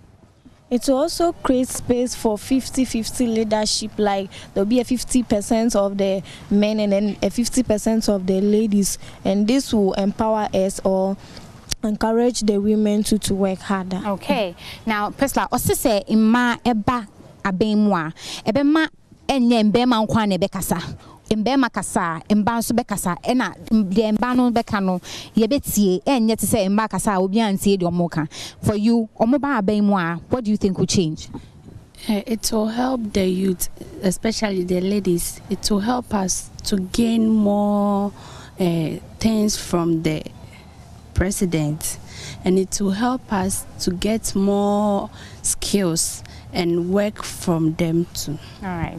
So Stella, she says that when women come into power, they'll be able to get us more employments, more jobs, and whatever we want, the women will be able to put across, and then we'll get them done. For you, what do you think when women come into governance will change? I think when women comes to governance, it will help us. It will definitely help us. There will be no tax on the sanitary pads for us to buy. Meanwhile, we are not working. So why are you putting tax on sanitary pads for us to buy? And it will help us. I know that will help us. Becca, remember that Kweji Algie says that when you train a man, you train what? One person. But when you train a woman, you train a whole nation. So I'm coming to you, or when you educate a woman, you educate a whole nation. I'm coming to you.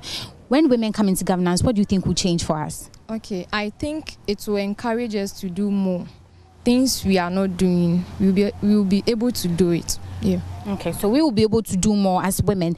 All right, let me end with you. Okay, me dream say oba time bi ni ho person e ba say intino so mo ko many man so mo ba into power. I think so betie the yenye pe no my aman. No my aman. Okay. All right. So now let me come back to you. Before I always go, I always say this, that women, not even women, all of us as youth, we are very key when it comes to elections. Unimsa, this year alone, we have almost 2.6 million first-time voters participating in the elections. So now that the affirmative action bill has been passed by Parliament, we know that, or we are hopeful that a lot of women will come into governance. Now, what are you telling we as youth, because we've all said that we want more women, what are you telling the women that have given up? What I would say is we need them. Especially we the ladies, we need them, so they should come back and then we will vote them into power. Okay, yes, Alfreda. And I'm also saying that the women out there should also support the women who are going in power so that everything will be in our favor. Okay, Rahel. I also say that they should come up, because they shouldn't be discouraged and things, because so far as the bill has been passed, we know that it will be fulfilled, and we are also going to vote for them too. Thank you. And so I know say as it's been passed, omwenya areshemu say omoba, there will be more, good for them. What are you also saying? I would say that they should be bold and they should put more effort into it. It will help them. All right. Rahel said earlier that she has been inspired. If they come in there, she'll be inspired to do what? To vote more for them. What about you? I think they should not give up. They should continue and continue, and it will help us. All right, Becca. Okay, I will say they shouldn't give up. We, the first-time voters, we are encouraging them to come back. We will support them. We are ready to vote for them, and they should be pace setters so that young as Yena Ebano, yes, we bet me Ababedu baby Omudun. On pace setters, you are hoping that when they come into governance, they will come and do the right things for us. This has been a very, very, very, very good conversation with my first-time voters who are ladies. This has been very insightful. Now, after a decade of the affirmative action bill being in Parliament, it has finally been passed, which means that there's hope for a lot of women. We are hoping and praying that a lot of women will finally get into governance and will represent our young ladies right here who have already echoed that to us. We hope that our prayers will be answered and their prayers will be heard as well. But this conversation we just had was in collaboration with Abantu for Development, and I have been speaking to these very beautiful ladies as well who have spoken to me very well. So thank you guys for joining me here. But before I go, let me say a very big thank you to my sponsors, Star Ghana Foundation, Youth Bridge Foundation, Petrosol, the Chartered Institute of Management Accountants, together with the Association of International Certified Professional Accountants, Chobox Technologies, the German Ozone Medical Center. All these sponsors made this possible. Now, before I let you go, wrapping up, let me let you know that if you're at home, do not give up. Keep the conversations going. Until we meet again, my name is Loishola Adeyemi, and I'll see you next time in your community. It's bye for now. You're still watching the AM show. Thanks for sticking with us. Now, there's a total chaos on the Dowenya to Bone Barrier stretch of the Aflao Road this morning, as many motorists remain stranded in hours of gridlock after a cargo truck broke down in front of the Belaqua Limited near the Bone Barrier, blocking both lanes of traffic, and it's causing serious chaos over there this morning. Motorists are currently using numerous unapproved routes to reach their destinations. Some of them have been speaking with my colleague, Carlos Kaloni. My name is Barbara. Recently relocated to Community 25, and it's been really, really tough and depressing for me, and I think the rest of the family. You would have to wake up hours early to get the kids ready for school. We also have to put ourselves together really, really early so that we are not late for work. If you drive a bigger car with a bigger engine, I think that's how they put it, you would have to switch cars so that your fuel consumption is now relatively low. And so for me, I haven't enjoyed, living here in the past few months. And I think today's incident has made things worse for me. And tell us about today's incident. Well, we're just almost at the Bone Barrier. And then we heard that a truck was trying to turn and it has developed a fault and gotten stuck. So both lanes are not moving. So we have to find alternative routes. And all of these alternative routes are in really, really poor shape. So there's no help coming from anywhere. So we're trying to maneuver our way. We're on the other road and we're told it's blocked as well. So we have to come back and then find our way back. So for how long have you been trying around the 25? An hour and a half. I'm so late for work. An hour and a half, and it's almost 8 p.m. or past 8 p.m., almost 9 p.m. And it's terrible, really, really terrible and exhausting. Whether daytime or nighttime, you are constantly anxious. Whether there's traffic on these roads, whether Monday or on Sunday, you cannot predict what's going to happen on our road. What would you want to say to the authority, the Ghana Highways Authority, the government, about this particular stretch of road? I really don't know what the plan is, but I think that I'm told there are alternative routes, but they are all in bad shape. And for me, nighttime is even worse. If we're even using the main road, the street lights don't work, and it's so dark everywhere. From the motorway through to Bone Barrier, all through to 25 and Pram Pram. It's just terrible. Okay. All right. Your full name again? Barbara. Well, from Barbara there, let's get to the man who brought us this story. Carlos Kaloni joins me now on phone. Carlos, so Barbara was obviously telling us about the mental implications, depression, the financial costs, burning fuel and all that. What more can you report from the ground? Exactly, Tweety. The anxiety with which residents around the Community 25, Pram, and all those areas endure. You know, you wake up in the morning and you already have the anxiety. You don't know whether there will be traffic on the stretch or not. And so this morning's incident, even though the traffic situation on that stretch is a regular one, today's own is at another level because vehicles coming from the, Dawenya area towards Tema, the traffic has gone all the way to Central University, which is unusual. Usually, in the mornings, you end up around the Dawenya area, but this morning, what I'm picking up from residents in that area shows that the traffic extends all the way to the Central University because of this truck that has blocked the road in front of the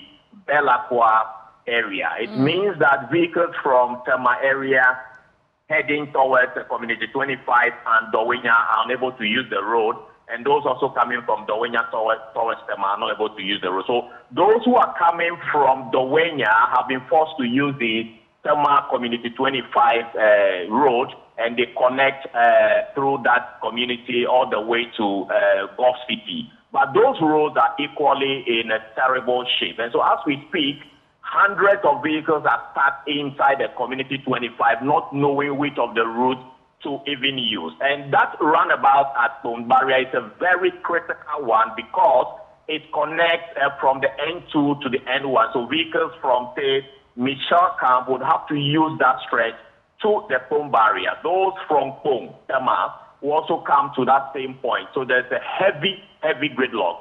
But sadly, at the time I was there was no police presence.